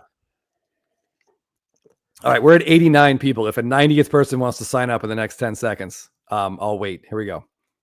8, 7, 6. What comes next? 5. Do it. I think 89 is a good number. Do it. Ready? Here we go. Right, we're going to start. Okay, beginning soon. Yep. Starts in 10 seconds. Here we go. Yes, hoping for our first 700 club member. Buy a hat and hold on to it. Question 1, what year Juan Soto's first Bowman Chrome autos? 2015, 2016, 2017, or 2018? Juan Soto's first Bowman Chrome autos. If Sign and Slab is still here, he likes to call us Soto Simps, but I think most people will get this one right. Ooh, 2016 is correct, 60%. 48 people. Congratulations. Good work. MP, I believe, is that M. Parsons? MP out to a hugely. Is she collecting Soto and I didn't know? What recently released top set has the first Mookie Betts on-card auto since 2014? A, Stadium Club, B, Dynasty, C, Diamond Icons, or D, Definitive? Betts is signing for tops. It's going to be a fun year. A lot of D's in that question, Jeff. Well, okay. All right. 55% got it right. Got that one too. Diamond Icons. Colorado is in first. Ooh, Abel in Vegas. What set is this Acuna SSP from? A, 2018 Topps Series 2. B, 2018 Topps Update. C, 2018 Stadium Club. D, 2018 Topps Opening Day. I missed that card, Chris. Oh, it's a beautiful, beautiful vertical white jersey. Just of that uniform. A special card. Okay, almost 50% went with 2018 Topps Update, and they would be correct. They would. All right, ooh. Colorado, Shilmington. Oh, Shilmington making an appearance. All right. Who is Austin Riley stretching with on his 2019 Topps Update Rookie SSP? Is it A, the Philly Fanatic, B, Ozzie Albies, C, Blooper, or D, Freddy Freeman? He's stretching with who? My hamstrings get tight just looking at this one, Jeff. He's stretching. 60% went with Blooper, while 12 people went with Freddy Freeman. That's JT Hunter's fault, Jeff. Yeah, he said go with it, right? Yep, that's the first time the Freeman's been up there and not the right answer. Colorado. Who is on Bryce Harper's headband on his 2020 Topps SSP? Is it A, Chuck Norris, B, Allen Iverson, C, Captain America, or D, the Philly Fanatic? I kind of like how it looks. It just looks like a water bottle on his head. Or he's cut himself horribly. Okay. 57% said the Philly Fanatic, and they are correct. A lot of love for Captain America there, and even 8 said Chuck Norris. Oh, I wish it were Chuck Norris in hindsight. Colorado is holding away. Strong. What award is Mike Trout holding on his 2013 Topps Chrome SSP? A, AL MVP, B, AL Rookie of the Year, C, All-Star Game MVP, or D, NL Cy Young? What could it be? Okay, the close split right there. Between MVP and Rookie of the Year, it was his Rookie of the Year award. You're right, it was before he won his first MVP. Colorado pulling away, Tyler B in second place. I do see Turtle in the top 10. All right, sorry. What number are Trout and his teammates both wearing on this 2014 Topps Chrome SSP? A, 14, B, 27, C, 42, or D, 72? We saw this card earlier, Chris. We sure did. And I mean, why else would two guys have the same jersey number, Jeff? And somebody pointed it out in the chat, I believe. Yep. And great. 3/4 of the people got it correct. That's Jackie Robinson Day. Yep. Everybody's wearing 42. Colorado. Wow. Look at that lead. Wow. Turtle, you better get nervous here, buddy. 700 is within. What is the ball from that Vlad Jr. is holding on his 2019 update rookie SSP? Is it his first career home run? B, his first career RBI? C, his first career hit? Or D, the ball that fell in his pasta? It's not dirty enough to be D, I think. No. Nobody went with D. Good. Very even split between the home run and the hit. It was his first career hit. Over 100-point lead for Colorado. Wow. Who hit the ball that rolled through Bill Buckner's legs in the 1986 World Series? A, Darryl Strawberry. B, Ray Knight. C, Keith Hernandez. Or D, Mookie Wilson? This made me chuckle. Onto the pasta bowl, maybe? Yep. Correct answer, Mookie Wilson. 51% of you guys got that. Wilson, correct. Very good. Sorry, SFO. Oh, Colorado. It's going to be tight. Okay. Question 10. What special guest will join Blabbin' About Slabbin' next week? A, Mike Mahan, CEO of Fanatics Collectibles. B, Mike Mahan, CEO of Fanatics Collectibles. C, Mike Mahan, CEO of Fanatics Collectibles. Or D, Mike Mahan, CEO of Fanatics Collectibles. We'd take any one of those four, Jeff. Look at it. It was an even split. Wow, look at that. Yeah, how about that? Everybody got it right. Everybody got it right. I mean, that's the important part, Jeff. Participation trophies for all. Everybody got it right. Tyler B, 645, only gets third place. Lincoln Thomas. Lincoln Thomas, whose other prize is still sitting on my table here. Broke the 700 mark. Colorado with 702 points. We got our first member of the 700 club today. Yeah, that's impressive. Naysayers might say that the question 10 doesn't count because it's all the same answer, but it's and you got to answer it fast, you know? Yes, exactly. All right. Well, congratulations, Colorado. Please send one of us your mailing information, and we will get this Rafael Devers image variation over to you. I hope you're a Red Sox fan, or at least not a Yankee fan, I guess. Yeah, or like to lift dumbbells. Right? Yeah, or maybe you're just a gym guy. Either way. But yeah, congratulations. That was dominance, Jeff, from pretty much question 2 on. Question 2 on. He was right at the top. JT Hunter says, pro tip, don't pick Freeman. I believe he was the one that gave the pro tip to pick Freeman. Doc wants to know the all-important question. Did I beat M. Parsons? Let's take a look. Let's see where she shows up. All right, we're down to... I don't see her in the top 10, top 20. Oh, boy. I don't see her in the top. After the first question, too. She got the first question real fast. She must be sick of hearing about Juan Soto. Aye. 43, middle of the pack. Oh, well, there you go. All right. Not bad. Did she beat Shilmington? Because I didn't see where Shilmington finished. Shilmington only answers 2 questions, and then I believe he leaves. So that's fair. He's got a very, he's very important. He's in demand. Yeah. Mad City Brew. I just saw a name I recognize pop up there at the end. JD Cards just got his thank you. Oh, from last week's trivia. All right. Yeah, last week's trivia. Thank you for posting. It's proof that we do actually send these out. If you send us your address, Lincoln Thomas, send one of us your address. I still have your Jackson Merrill card sitting right over here. And I just it's waiting to go. Shilmington was at 35. So Shilmington beat M. Parsons. That's M. Parsons was too busy pulling your chicken chunks out of the oven, Chris. Well, I appreciate that kind of dedication, but I also I doubt it a little bit. I think she's early. Oh, I like SFO. Did you post SFO Sox fan saying she somehow got the last question wrong? No, that's great. She answered E, none of the above.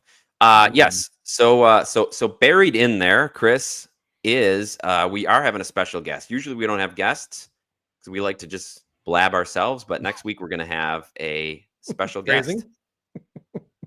Yes, we are very excited about that. And I apologize if you're on Instagram, you're going to be hearing about it a lot from us.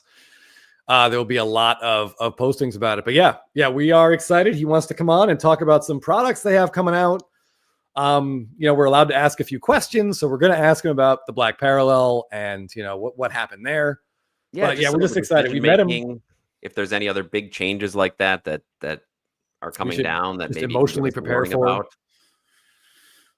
But yeah, we've met him a few times at the West Coast card shows, out in the Burbank shows, at the Burbank shop for Hobby Rip Night, which is also coming up again. So yeah, I mean, he seems like a pretty cool guy. He is a collector, so I want to know what kind of stuff he collects as well. So we're looking forward to this. This should be fun.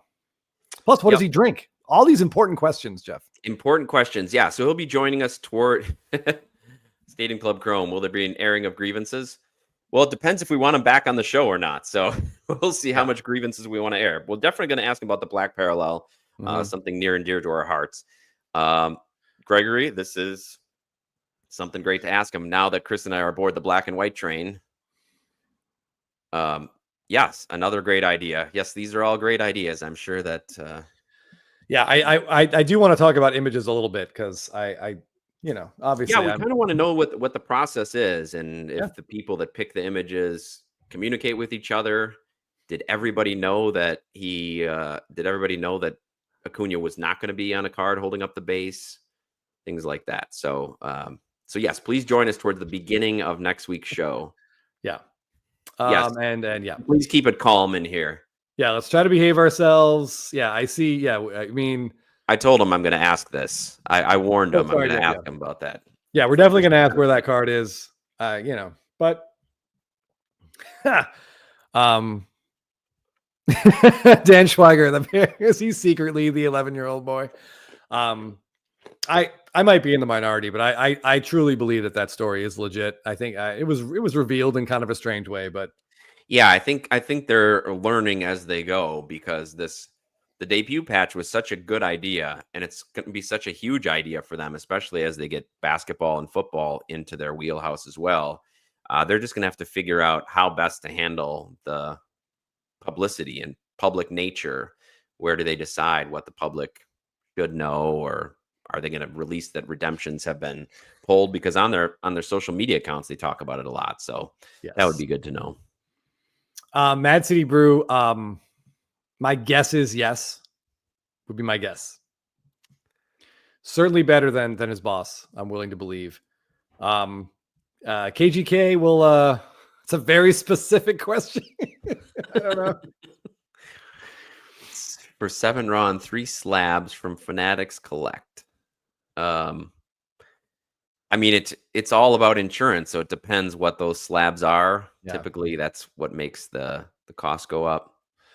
Kevin Morales was a fantastic option here. That's tempting, Jeff. If I could find that suit in the next 6 days, man, is it in the Blabbin budget? Can we afford that? Can we write that off? Somehow I'm guessing that it probably costs more than the $0 that we have in our budget. I think you're probably right. Yeah. Maybe you could find a similar one at Goodwill and just wear that one.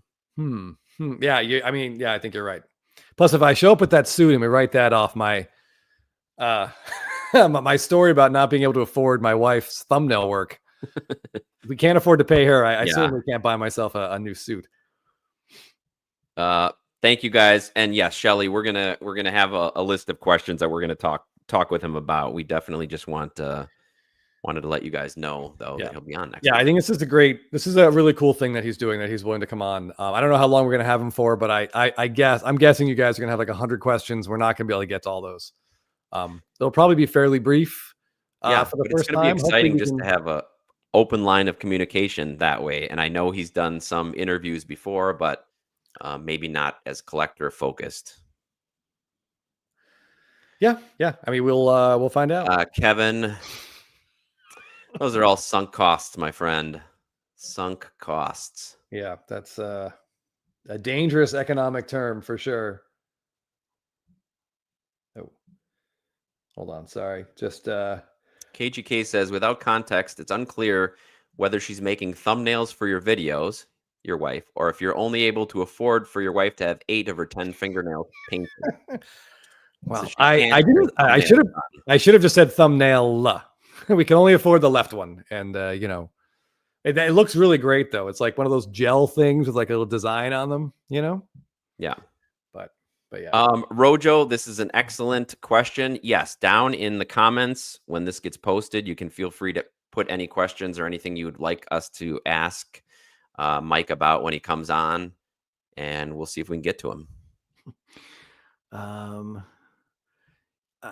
Yeah, Cardaholics probably not. I don't know if we're going to. I don't think we're going to broach that particular topic. But this is an interesting idea for maximum Freed cards.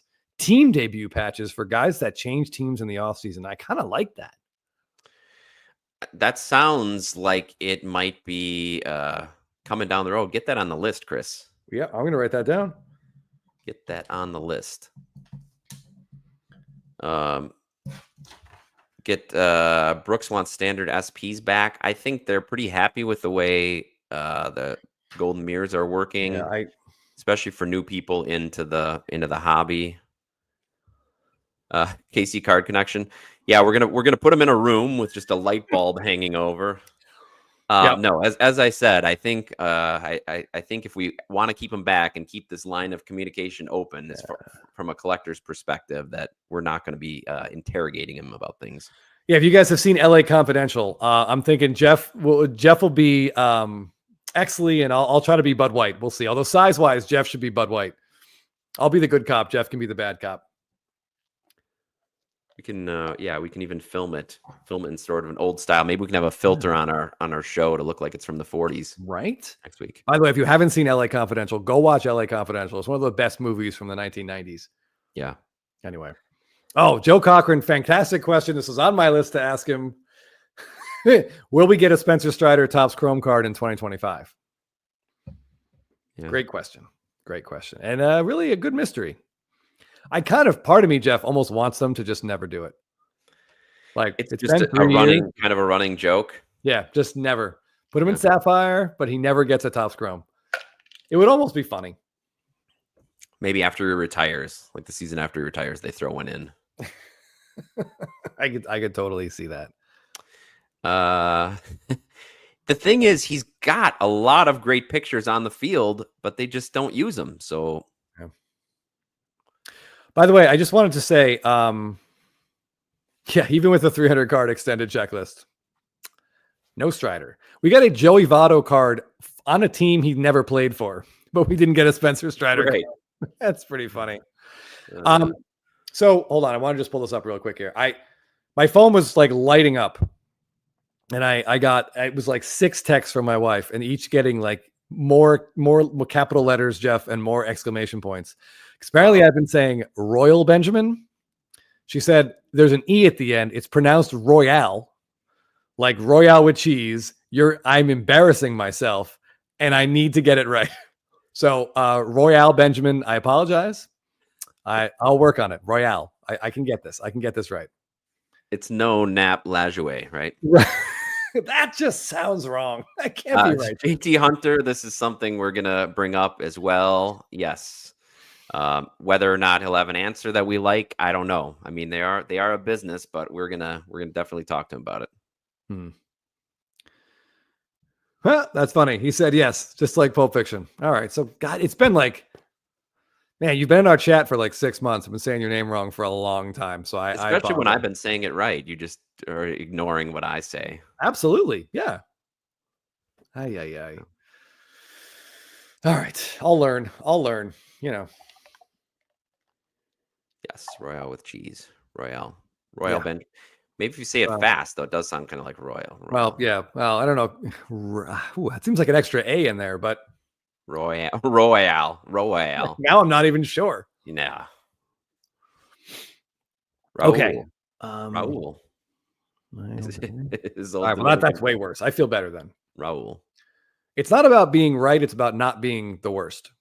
You guys are all wanting opening day. We want that back too. That probably will say that Big League is what they've shown has more interest. Yeah, I mean, I don't know. It obviously they are trying to streamline their products, so they're going to get rid of some that we don't like them getting rid of, like opening day and Stadium Club Chrome, and keeping some that we don't like. But that's just That's how it goes. Carter Yeah, Hall, I thanks mean, for joining us. yeah, we're just. I mean, it is what it is in that regard. I don't see opening day coming back. Unfortunately, it's a very fun product, but it's about as niche as it gets. Yeah. Like it's like a product for kids because it's inexpensive, but it's a product for deep dive collectors like, pardon me, KC Cards here on IG, who completed the full Aaron Judge opening day SSP run.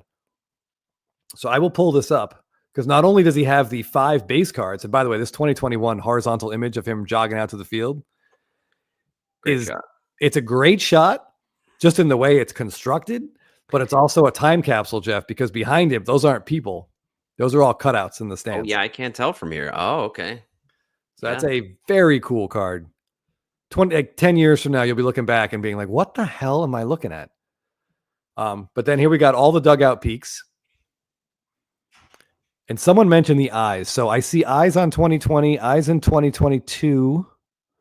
And I think that's it. I don't see him in 2021. But yeah, this is also, I feel like we can track Aaron Judge's, the evolution of his teeth. Yes. In some of these as well. But I mean, those are all great. And his socket to me's, I think, are even better. Like this top one here, 2019. Goddamn. 2019 Stadium Club, 2019 Topps Chrome opening day. These images are spectacular.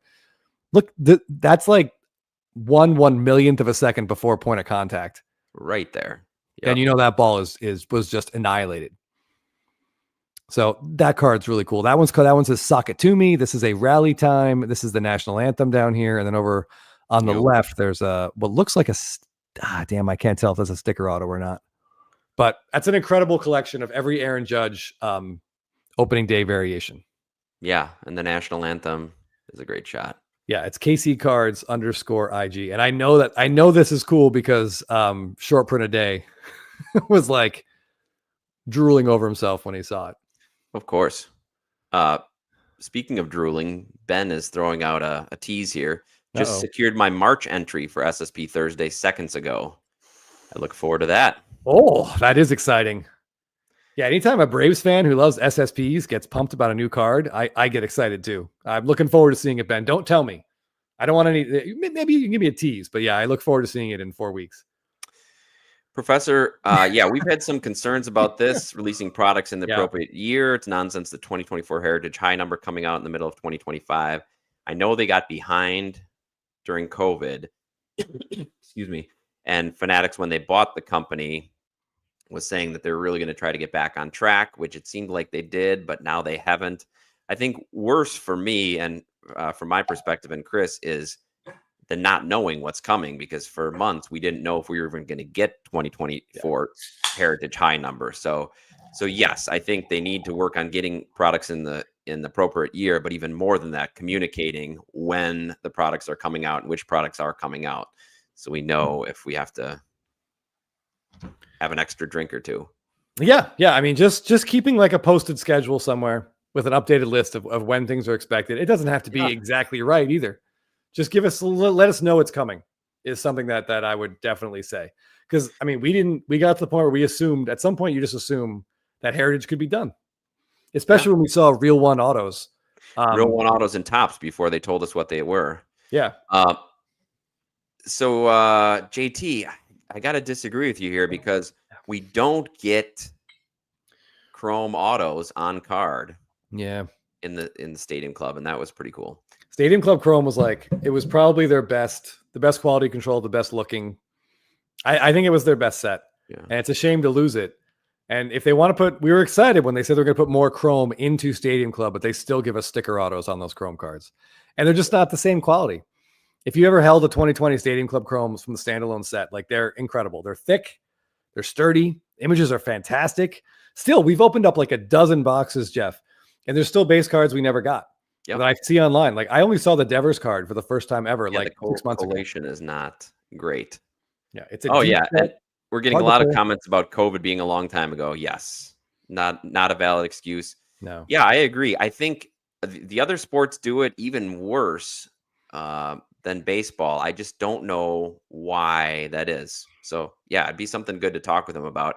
I think part of it is that they want to get late photos of the players in these sets, but it's still to have that late to get Heritage High in March when we're supposed to get it, and then have 2025 Heritage in April, the very next month, seems, if nothing else, that they're going to cannibalize each other's sales. So I don't really understand why they would do that.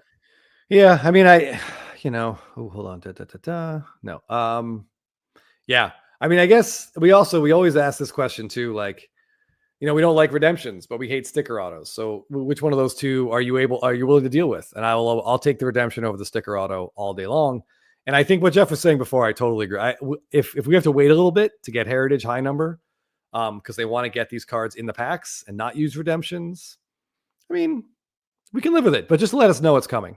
Just let us know it's on the way. You wait a little longer to get a Churio and Skeens red ink auto on card, getting to pull that out of a pack. I'm fine with it, but at least tell us when it's coming. And so we're not in December thinking, why isn't it out here?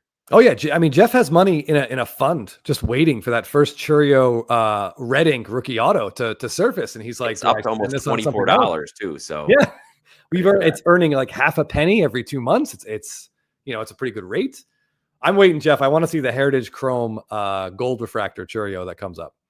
Yes. I want to see that. And I want to see that Churio Yount dual auto with the 75 design. Maybe they even use the same Robin Yount like rookie image. Throw the shield on Churio's part of it. Yes. Yeah, come on. Give us that card, whatever it's numbered to. It's been a while since I have seen Jeff be completely unable to stop himself from acquiring a card. It doesn't happen often that he loses like all control. You'd be like Will Ferrell in Old School during the debate. I think you just kind of like black out and just start bidding, and then be like, oh, what happened? I get all these packages at home. What happened to our bank account? I don't know. I blacked out. I don't know. Chasing Majors with a great point here. Releases are partially due to printing schedules. Yes. And Topps likely wanting a release weekly to help collectors and breakers buying. They do want to keep a steady stream of product being released year round. And now, Chris, it seems like they have more products than weeks of the year. So maybe they could streamline it further, but I don't know if we want to go there, because they might take away more of the products we like. Yeah. I mean, there's threads I really don't want to pull on. One of the things that did you guys see they released, I think it was an online only release, Jeff, that 3-time MVP set. I don't know if it's even come out yet, but I saw they advertised it. Yes. So I think that's a cool idea. But again, I because I'm a nitpicker, I'm going to nitpick. I wish they'd waited until they got all the licenses, because if they did all the 3-time MVPs of all the major sports, that would be an absolutely incredible product with some dual autos in there.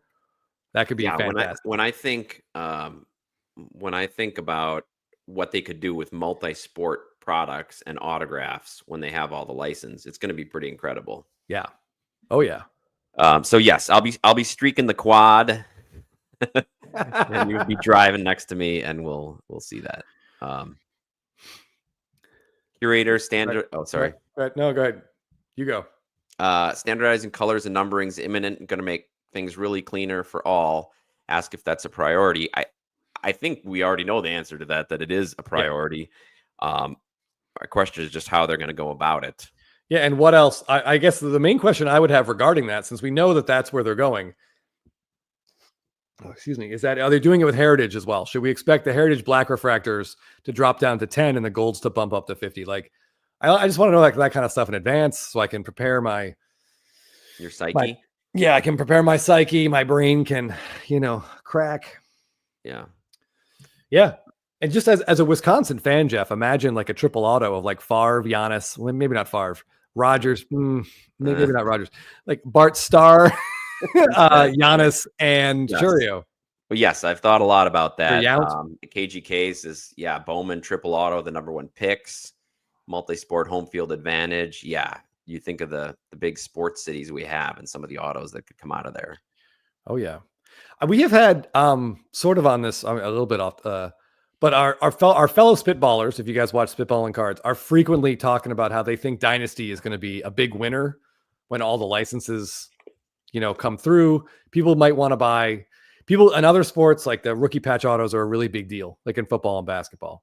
I think it's just as likely it goes the other way, and that we start seeing like Bowman first autos of some of these like like draftees or like even when they're still in college or like when they're playing Canadian hockey and all this stuff. And I think those cards could really take off and maybe replace the RPAs over there. But I don't know. Yeah. The dynasty pump is real. It sure is for a couple of the spitballing. One of whom doesn't own any dynasty cards. This is very strange. Yeah. It's the Blabbin grab. Yeah, the Blabbin grab. Yeah, AB8 Hobbies mentions Ryan Braun. I don't think we don't want to see Ryan Braun on any probably a Braun Favre dual auto would be. Oh, there you go. Certain types. Okay, KC Card Connection. There are way too many out of 5s, out of 10s, out of 25s, out of 50s on 25 Series 1. Yeah, totally. If you, yes, that's an excellent point. I'm actually going to pull up our buddy Chasing Majors website here. There are way too many just variations of different things. Yeah. The hype and swipe. Yep. There. The hype and swipe. That one's good. Shelly, the West Coast Card Show is next weekend. It's Valentine's Day weekend, of course, because they know all the card collectors want to get their significant other something very cardboardy. For sure. I mean, let's be honest, Jeff. The show and the holiday, they really don't. I don't think there's a lot of the Venn diagram of the people that celebrate either. There's very little crossover in that. True. So it's small, but I pulled this up from the Chasing Majors website. I'll try to use the kind of arrow here, but this is what I forget who said it, Jeff, but this is what they were talking about. So we have the gold Diamante foil, right, at a 50, and those are just in the hanger boxes or hanger boxes. Yeah. Then we have the gold hollow foil, and these appear to be in, let's see, hangers, megas, fats, grocery. So hanger, gold Diamante and gold hollow foil, both at a 50, and those are all retail. And then we have gold rainbow foil at a 50, and that one's at a hobby and hobby jumbo. Yeah, we've talked about this before, just that there's so many, and I understand why they want to do that, because you have to have some hits, or what you're calling hits, with the amount of production of base cards that they're making.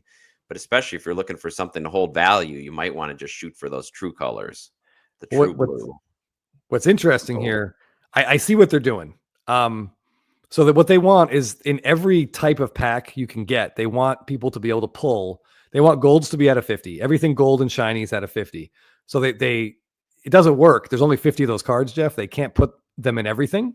So they're giving us 3 different golds at a 50. Right. So it's like 150. So good effing luck to the people at PSA who are going to have to determine if the gold Diamante foil, the gold hollow foil, or the gold rainbow foil had a 50. There's going to be a lot of issues with having to be reslabbed. So KC Card Connection is throwing out, I believe, these are the 25s, maybe? Is there a Diamante out of 25 as well? Yes. So an oranges are at a 25. Diamante, camo, and wood. So again, they get up to 150 if you put them all together. That's right. But yeah, the camo, it's interesting that the camo stuck around. Maybe we'll get the camo refractor again. I don't know. But yeah, we got orange hollow foil, and that's retail. The orange Diamante foil, and that's hanger only. And then the orange rainbow foil, and that's your hobby one. So look, I do think going down the line, and Jeff and I will talk about this as we get closer, maybe next week when the product comes out. But like, my guess would be, if you had to bet on which one of these parallels is going to hold value, like you'd have to guess the ones that are going to match. So I would say it's the rainbow foils, your gold rainbow foil, your orange rainbow foil, the blue rainbow foil, those out of the same numbers. Yeah. KC Card Connection is asking which is the true. And I have to agree with Chris. The ones out of hobby, I think are going to be the special ones.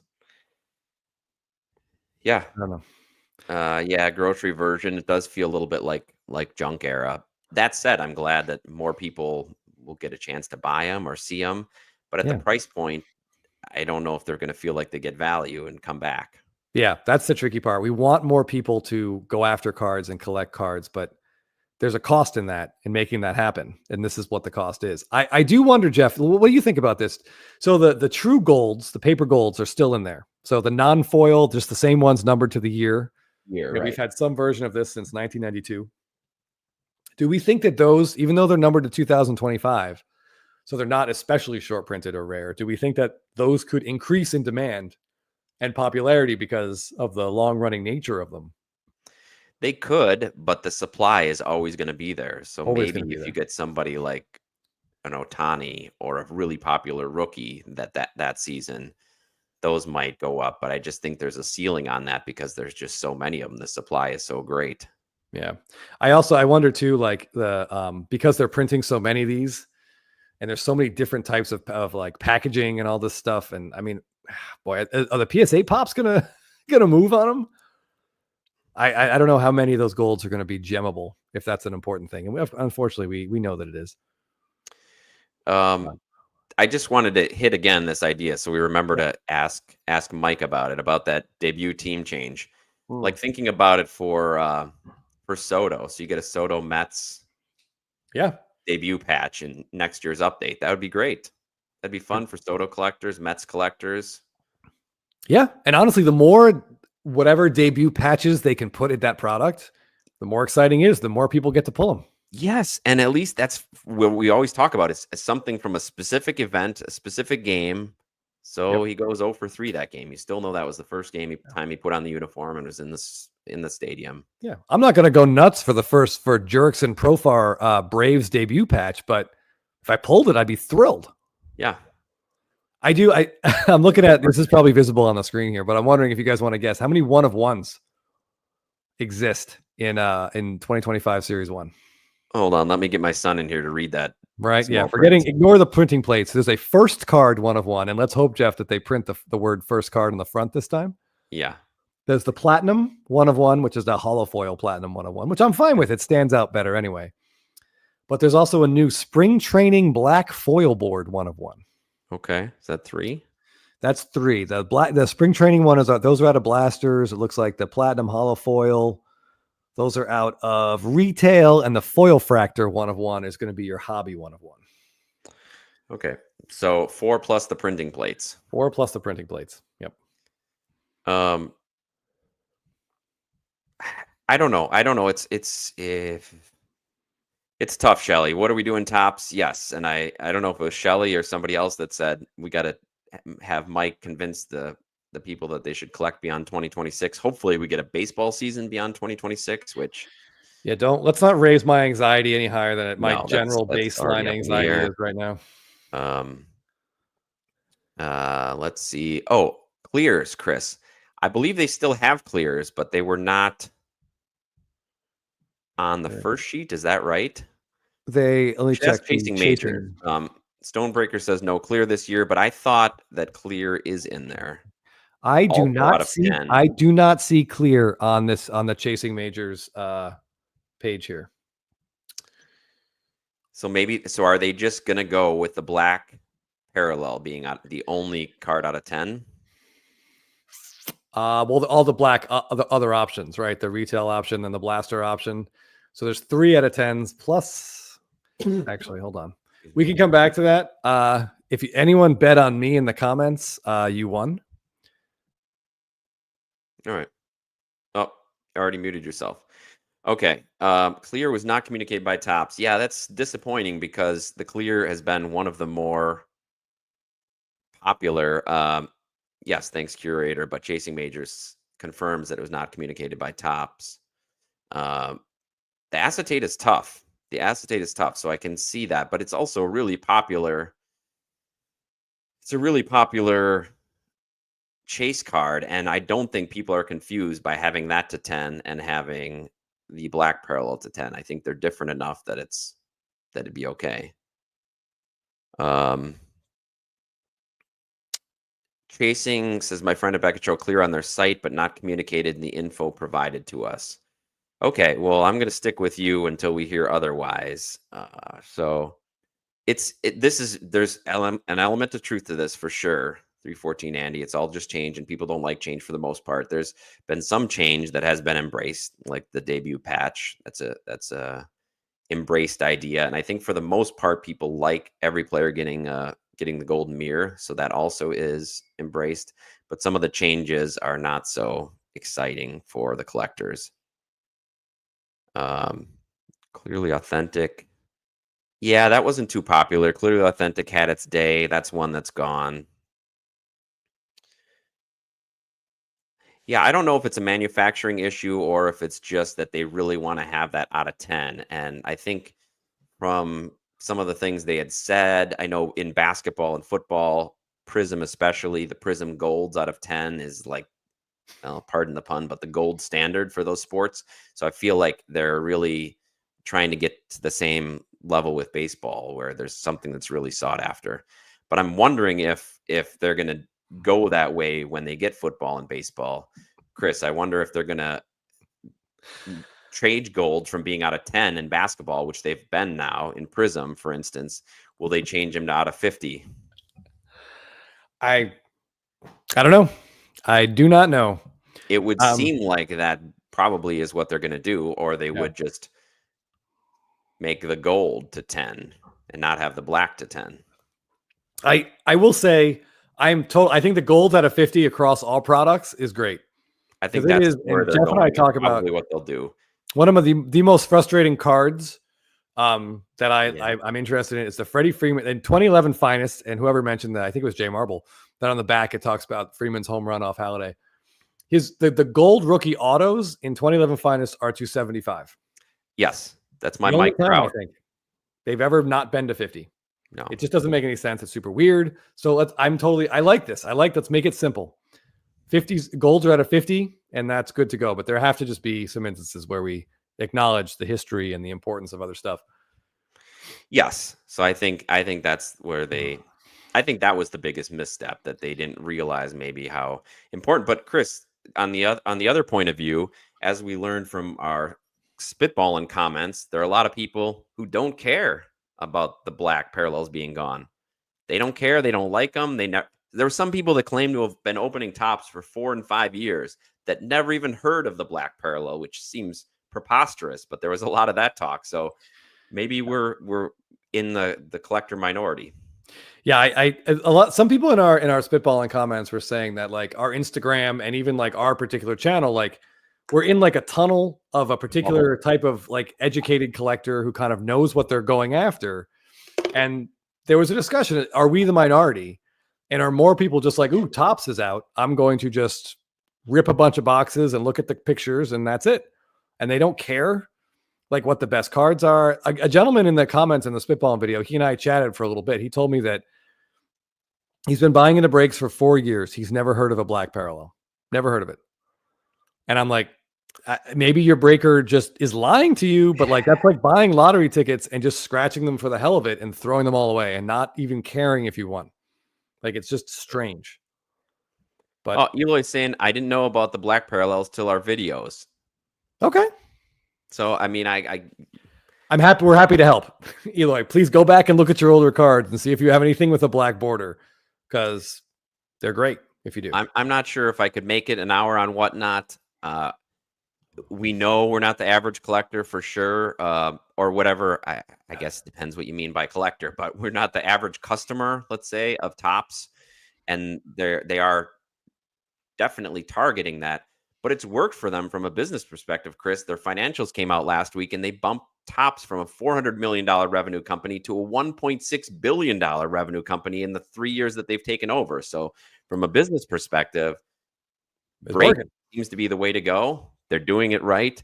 But I just feel like there's a way that they could do that. They could still cater to their breaking customers and still take care of the collector without being cost prohibitive for them. Yes. I like how the way ATL Jeff Black explained this right here. Being naive to something doesn't mean something doesn't matter. And you're right. And some of the comments were so aggressive that I just felt like people just go on the internet to fight.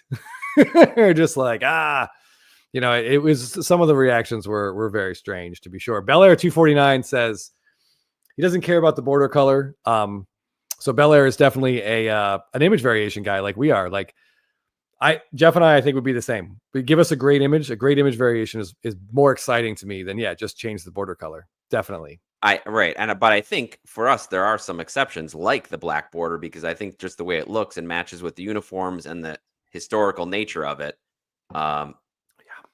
Peeps. So I'm there with you for the most part, Belair, but I do care about the black parallel. So I don't know. Yeah. And what we would also love to see, Jeff, is we want to see that design go back to the 2018, 2019 heyday where the whole card's black. Yeah. The whole card is black, or the Independence Day, which they've kept. Yeah. Maybe the way to look at it is how lucky are we that the year of the best two parallels Topps has ever produced, which I mean, I would say the 2018 Topps Black and 2018 Independence Day, we happen to get maybe the best rookie class of our lifetimes at the same time. Maybe that was just a perfect storm. Yeah. Yeah. Instead of complaining that we can't get parallels like that again, we should just be thankful for the absolute miracle. And we can go back and collect those. I mean, somebody in the chat was talking about that, and I think there's a lot of people that are being priced out of buying new products, so they're just going back. Go back. That's the thing Jeff and I are doing. I get this border color fatigue for sure. It's hard not to feel that way. Is that border color fatigue or border color fatigue? I believe it's meant to be fatigue. Oh, fair enough. All right, I'm glad you put up a Carlisle Rude comment here because, buddy, I saw earlier and I forgot to mention it. Your fingers crossed, your set of Atlanta Braves Ultra SPs should be, I believe you said they should be arriving tomorrow or the next day. So we're pulling for you. Please shoot us a picture on Instagram if those arrive. I'd love to see them all together. Maybe talk about them next week. Yeah, I feel like we have some ownership over that since it was bought on the show. I just want to know. I want them to get in your hands safely. Yeah, I think it's been 3 weeks we've been talking about it. I want to see them. Yeah. Yeah. But yeah, I going back to Jeff and I go back a lot. I'm buying a lot of Freemans. We've been looking at like older Harpers, older Betts, older Machados, like for the price of a box. And we put out some videos like this, Jeff, for the price of one of these hobby boxes for any Chrome product this year, even like Bowman's Best for crying out loud was $400. Like you can go back and get an amazing card of a future Hall of Famer with less risk, maybe less excitement, but more satisfaction. Definitely more satisfaction. And I think that excitement is what it's missing, right? The mystery of unwrapping packs. And we loved open packs too. We loved open Stadium Club, but it gets to a certain price point where you don't get that same enjoyment because all you can think about is what you could have with that money. So when the boxes were like $80 and we think, okay, well, yeah, we can split a box and it's not much more than it would be just to go to dinner or something. But now that they're $150, $200, $300, $400 for that, half hour of excitement opening it, it's hard to justify. Right? Yeah, there's a joke in there, but I'm going to take the high road. Yeah. Yeah. I mean, you're just left with that empty feeling at the end. And it is fun. Like we used to do a lot of Stadium Club Chrome. We have some drinks, open a box, talk about the cards. The images were great. But when Stadium Club hit $200+, it stopped. It's not fun. You get a 29-year-old rookie pitcher, relief pitcher. And fingers crossed he's still in baseball. This is a hot take. I like this. I think 2024 ultimately will rival 2018 Shohei, and don't forget about Soto and Acuna. Thank you. And Devers and Albies in the next 5 to 7 years. So I think it's got a long way to go.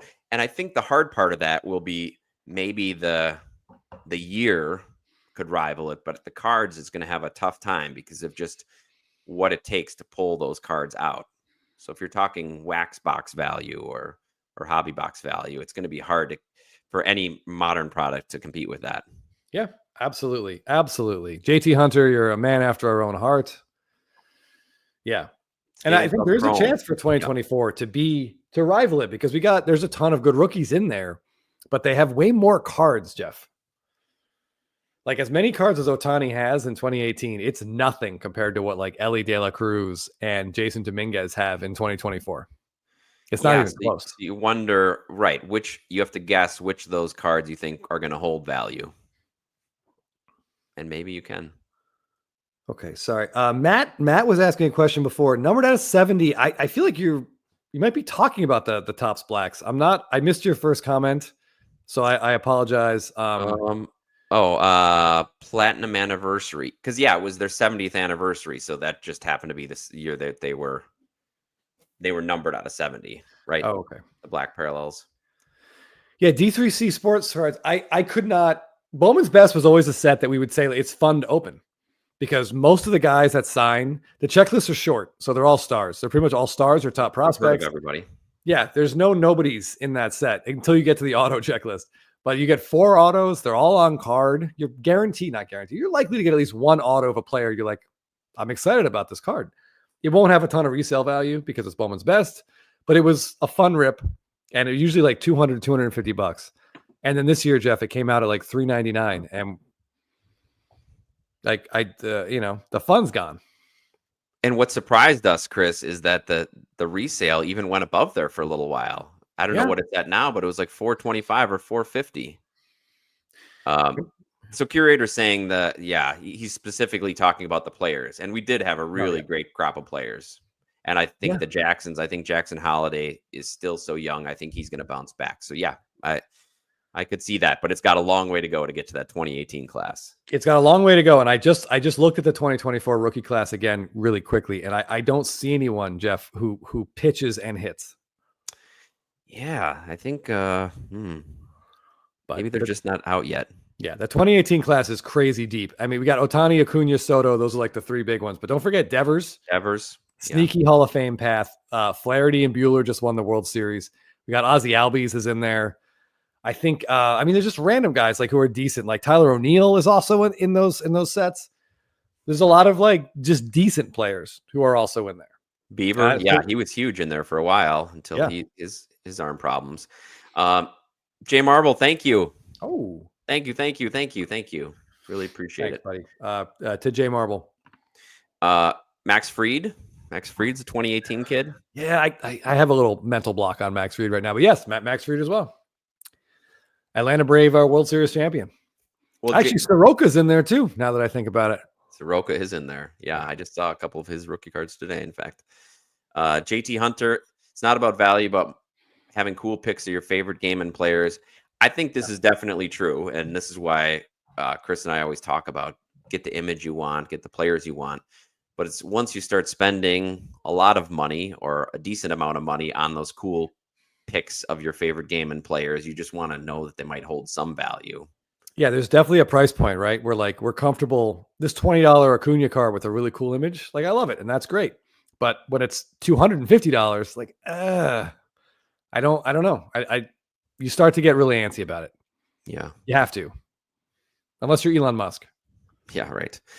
Chris did mention Buehler. Yeah, he might bounce back. World Series champion. I hope he has a great year for Boston. I'm Boston's my favorite American League team. I'm a big Devers fan. I like Casas. I like Jarren Duran.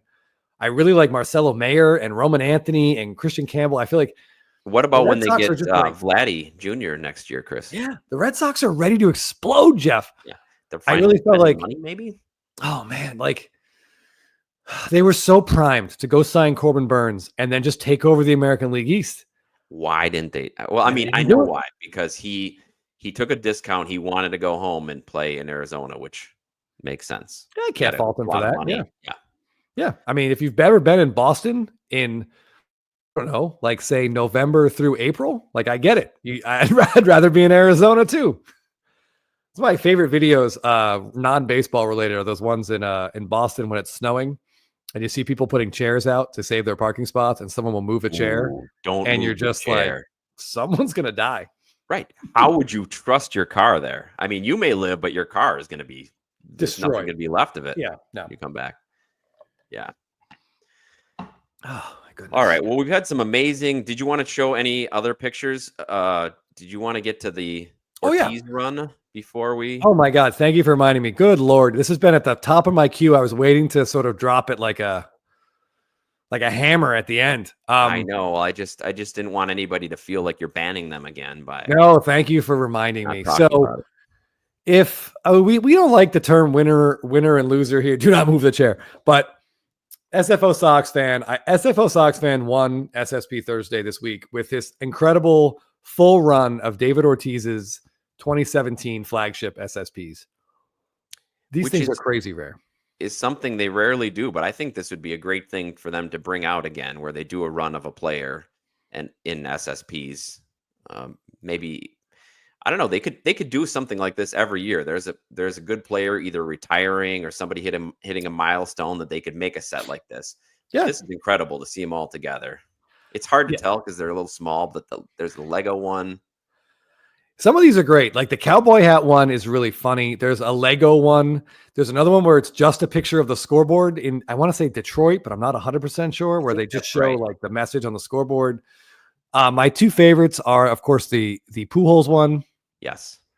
Which is great. And then next to it is this sign, "We play for championships." We got Ortiz with his bats, like walking out, and you see the banners the Red Sox have. Those two cards are great. I don't like the word iconic. It's too hard to define, really, but those are my two favorite, maybe two of my favorite David Ortiz cards ever, besides, of course, the 2013s. So, Chris, the lesson here today, as Shelly's reminding us, the Tops commented, you need to either get a run like this or post Gio Urshela, and those will get you Tops comments. That's right. SFO Sox fan says, I was tempted to respond to Tops about the black parallel. Yeah, look at that. We right there. I scrolled down so you can see it right there. Tops. Beautiful set. Yeah. And you got a clapping emoji from Tops. So congrats. That's impressive. A clapping emoji. Yeah, there you go. All right. That's the last SSP I want to show. There are two eBay auctions, and I had to do some back channeling here to get eBay to work the way I wanted to. So let's talk about exactly what I thought of. The Stadium Club bets going to the dugout under that sign. Yeah. Yeah, exactly. Oh, I still need a gold minted of that, but I'll get my card wanted signs going. All right. So these mom, who's Tops employee, M. Parsons is pointing out, did love that run. Right. SFO card. SFO Sox. All right. So two Mike Trout, incredibly rare SSPs were up for bids, and they ended this week. And I want to know what you guys think about these cards. Obviously, this is Mike Trout petting a puppy. Mm-hmm. So we for sure we love this. Hold on. Oh wow. Oh, I missed a lot of stuff. Okay, here we go. This card is phenomenal. It's actually one of two Mike Trout SSPs where dogs are involved. He's got that opening day from 2017 with the two dogs. But this is just great. This is how you pet a puppy, by the way, guys. A gentle touch on the head and a little chin scritch.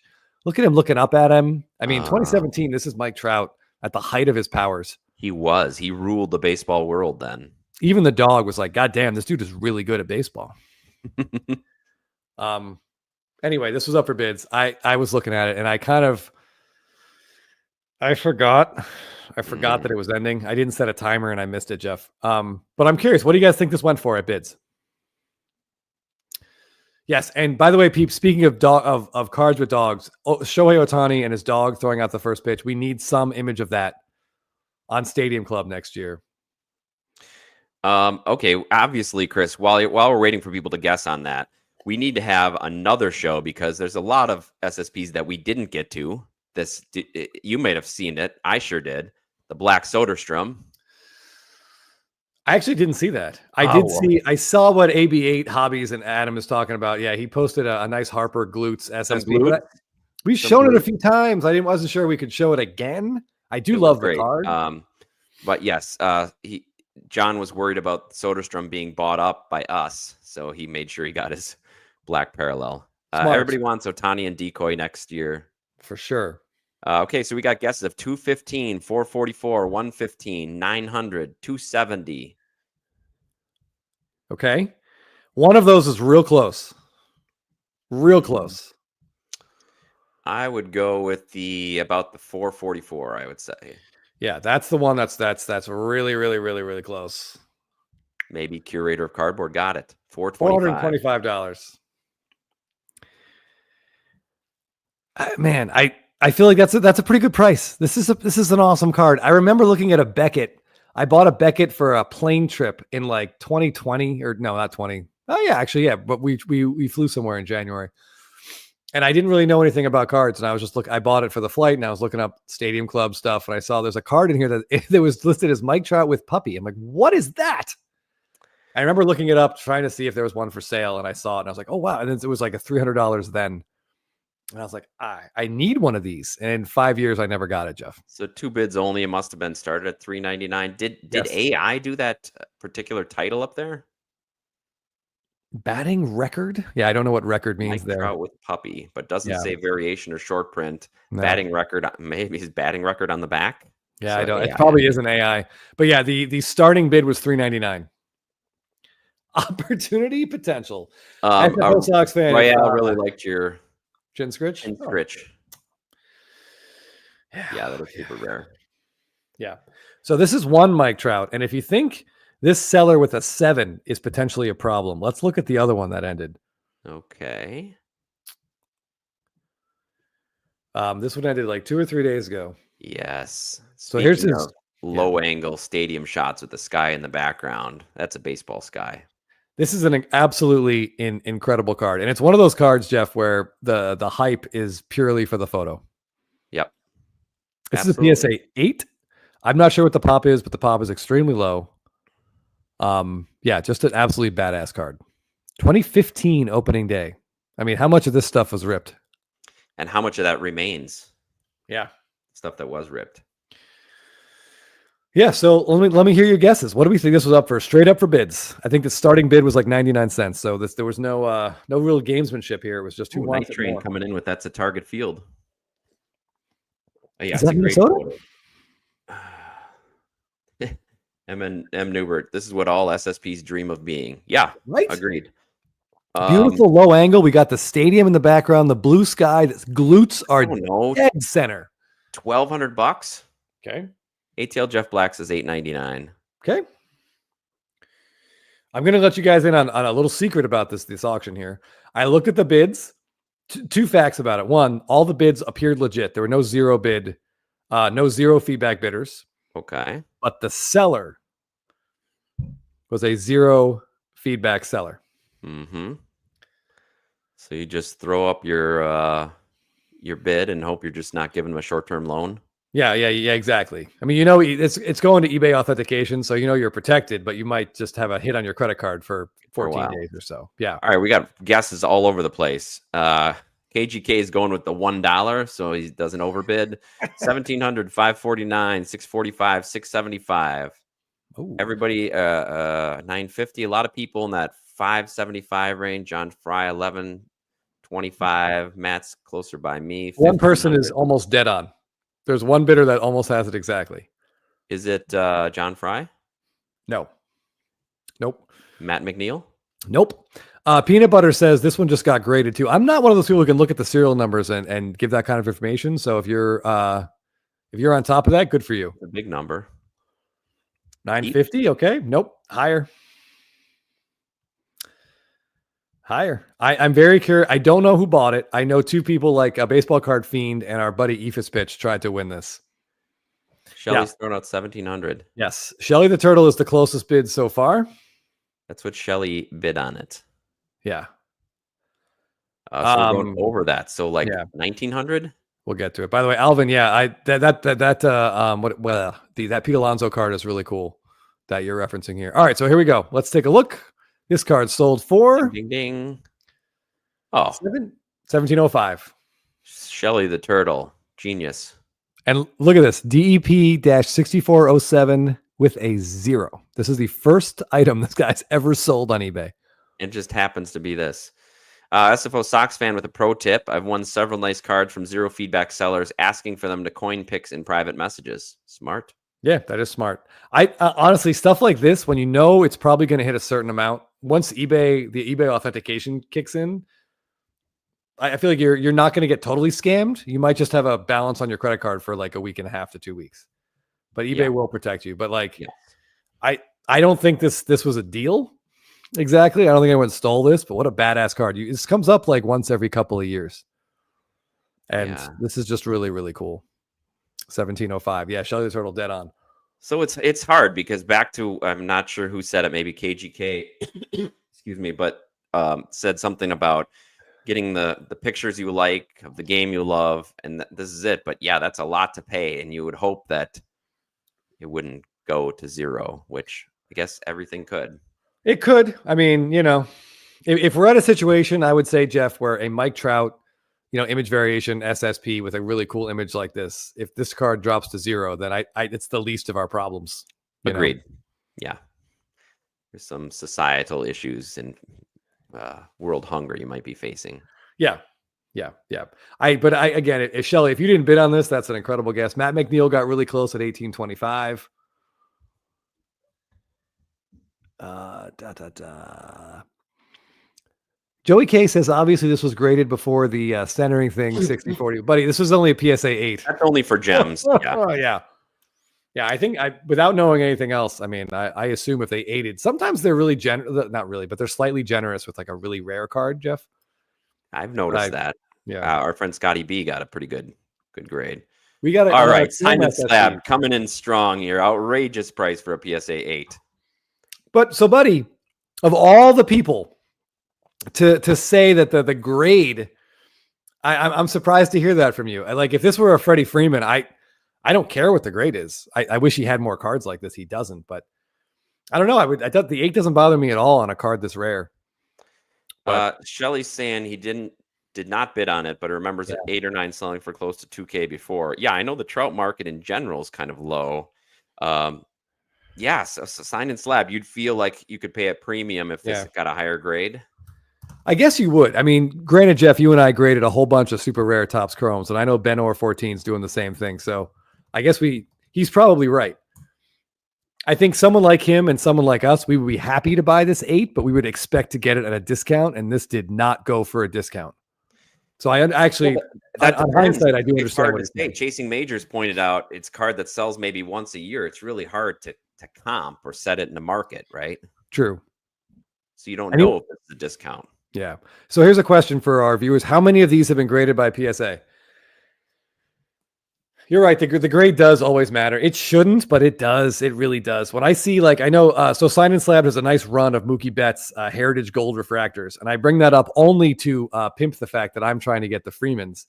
If someone offered me like a Freeman Heritage Gold and a PSA 6, I wouldn't hesitate. I want that card. I don't care. And I'm sure he'd feel the same way about a Mookie Betts, but we would want to pay slightly less because of the PSA 6. All right. We got a lot of guesses here. I'm guessing under 10. Okay. 5, 20, 6, 69, 25. Abel in Vegas, I don't think he understood the question. The correct answer is 16. 16. 6 10s, 4 9s, 4 8s, 1 8.5, and ironically enough, I just mentioned it, a 6. So Sign and Slab says agrees with the Heritage Golds. Those are out of 5. So those are at least 3 times as limited as this. No, that's good math. But again, I mean, for you guys, like a gold Betts and a gold Freeman, those are highly sought after. And if they ever come up, you kind of got to pay whatever somebody's asking, right? If you Jeff, don't say that. No, absolutely not. I have a lot of room to negotiate those prices down because there's 4 other copies. Come on now. There's 4 other. They might have all of them, right? Yeah. Yeah, I think Sign and Slab has like 60% of the Mookie Betts Heritage Gold cards. So, I mean, he's kind of cornering the market very effectively. I'm a little jealous.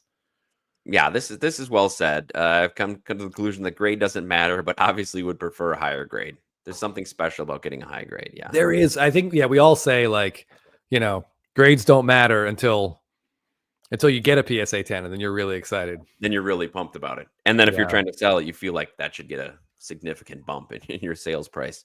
Yeah, that's a good, I don't know about BGS.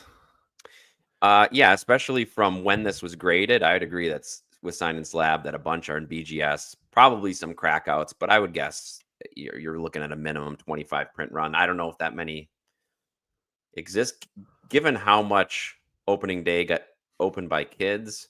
I'd say the print run could even be like 3 times what the grade. I would guess the print run's about 50. That's what I was thinking. Yeah. Because I mean, what percentage gets pulled out? What percentage gets? Yeah, the amount that gets thrown out by kids that open it. Yeah. Peanut Butter is throwing 3 J's. Had a few of these raw in their case. It's pretty crazy. I don't know who 3 J's is, but if that's there it is. If that's true, that's pretty impressive. Okay, so I was able. It took a little bit and a lot of refreshing. But there are 8 graded by BGS of these Mike Trouts. So make it 24 total graded. Yeah, which some probably cross. Oh, it's a shop in Anaheim. We should ask them about that. Oh, yeah, we should. Yeah, I would say, I think generally like about 2.5 are graded. I think that feels about right. Could be totally wrong. All right, well, 2 final questions. I know we're going late, but Gregory, yes, I think there's a lot to be said about buying graded cards because at least there's some evidence that a third party has seen it and is saying that it's one, authentic, and two, at least in an approximated condition. So yeah, so we do buy graded cards. Sign and Slab is throwing. This is a great question. Then That is a great question. what 7th year gold to 50 card would you then pay 1,700 for in a PSA 8? None. But I do think the different image gives it a little more hobby gravitas than just a different color border or different color shine. But yeah, I mean, that's a great question. It's a really interesting way of looking at it. There are none. I wonder, would Mike Trout's 2015 Heritage Gold out of 5 in a PSA 8, would it fetch $1,700 right now? I don't know. It depends if there was a collector like you guys trying to complete a run, maybe. Well, But yes, I think it's a little tough. It's a little comparing apples and oranges, but I definitely see his point here. I think what it amounts to is how liquid, or how big do you think the variation in super short print market can get? That's a great question as well. Yeah, I think I remember Bill and I talking about this card and saying how the price just seems silly, but I don't know at this point. I don't know.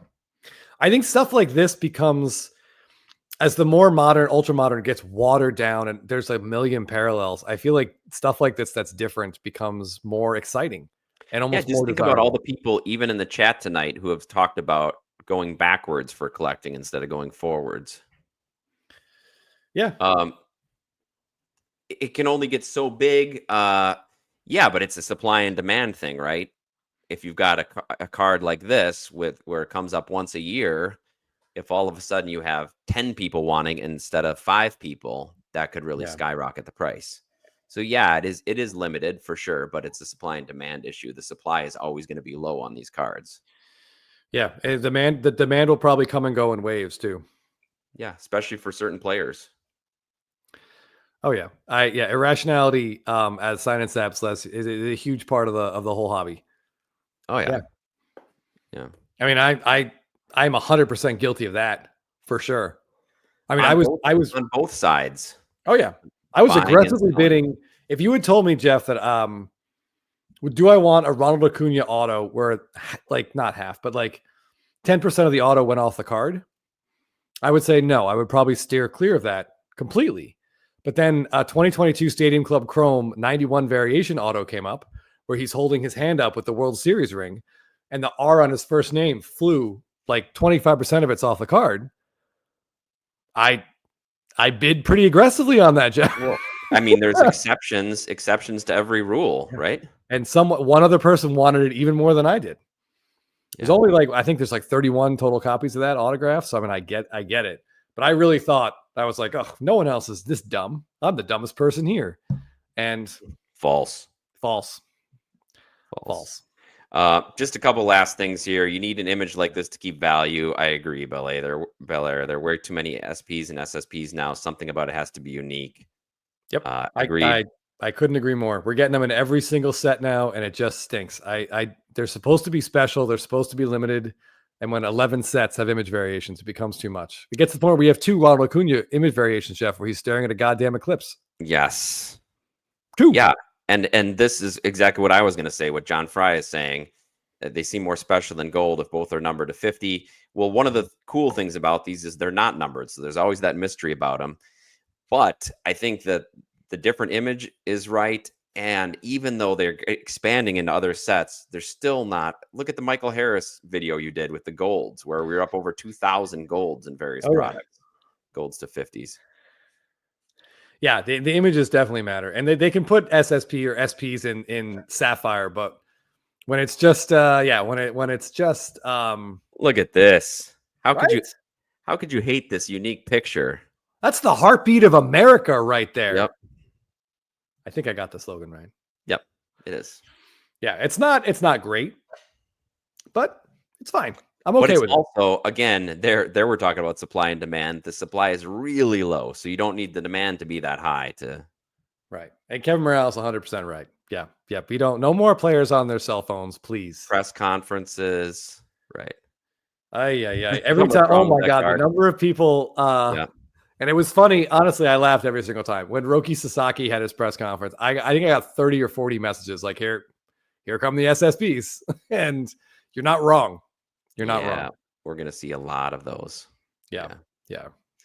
So I'm going to take it signed and slabbed as a Ford guy, Jeff. Yeah. Only the back of a Ford pickup would be his pickup. Right. All right. It's chicken time, buddy. Yep. I got to go. And you got to go get your chicken. Thank you, everybody, for joining us. Thanks for playing trivia. Remember to email us on Instagram your address so we can get this Rafael Devers out to you. Yep. Colorado. And don't forget, next week at 6:00, he's coming on really early. We have our first celebrity guest. Mike Mahane will be here at about 6:05 for I don't know how long. Yeah, so I think it's probably going to be about 20, 25 minutes. So get here early if you want to catch him live.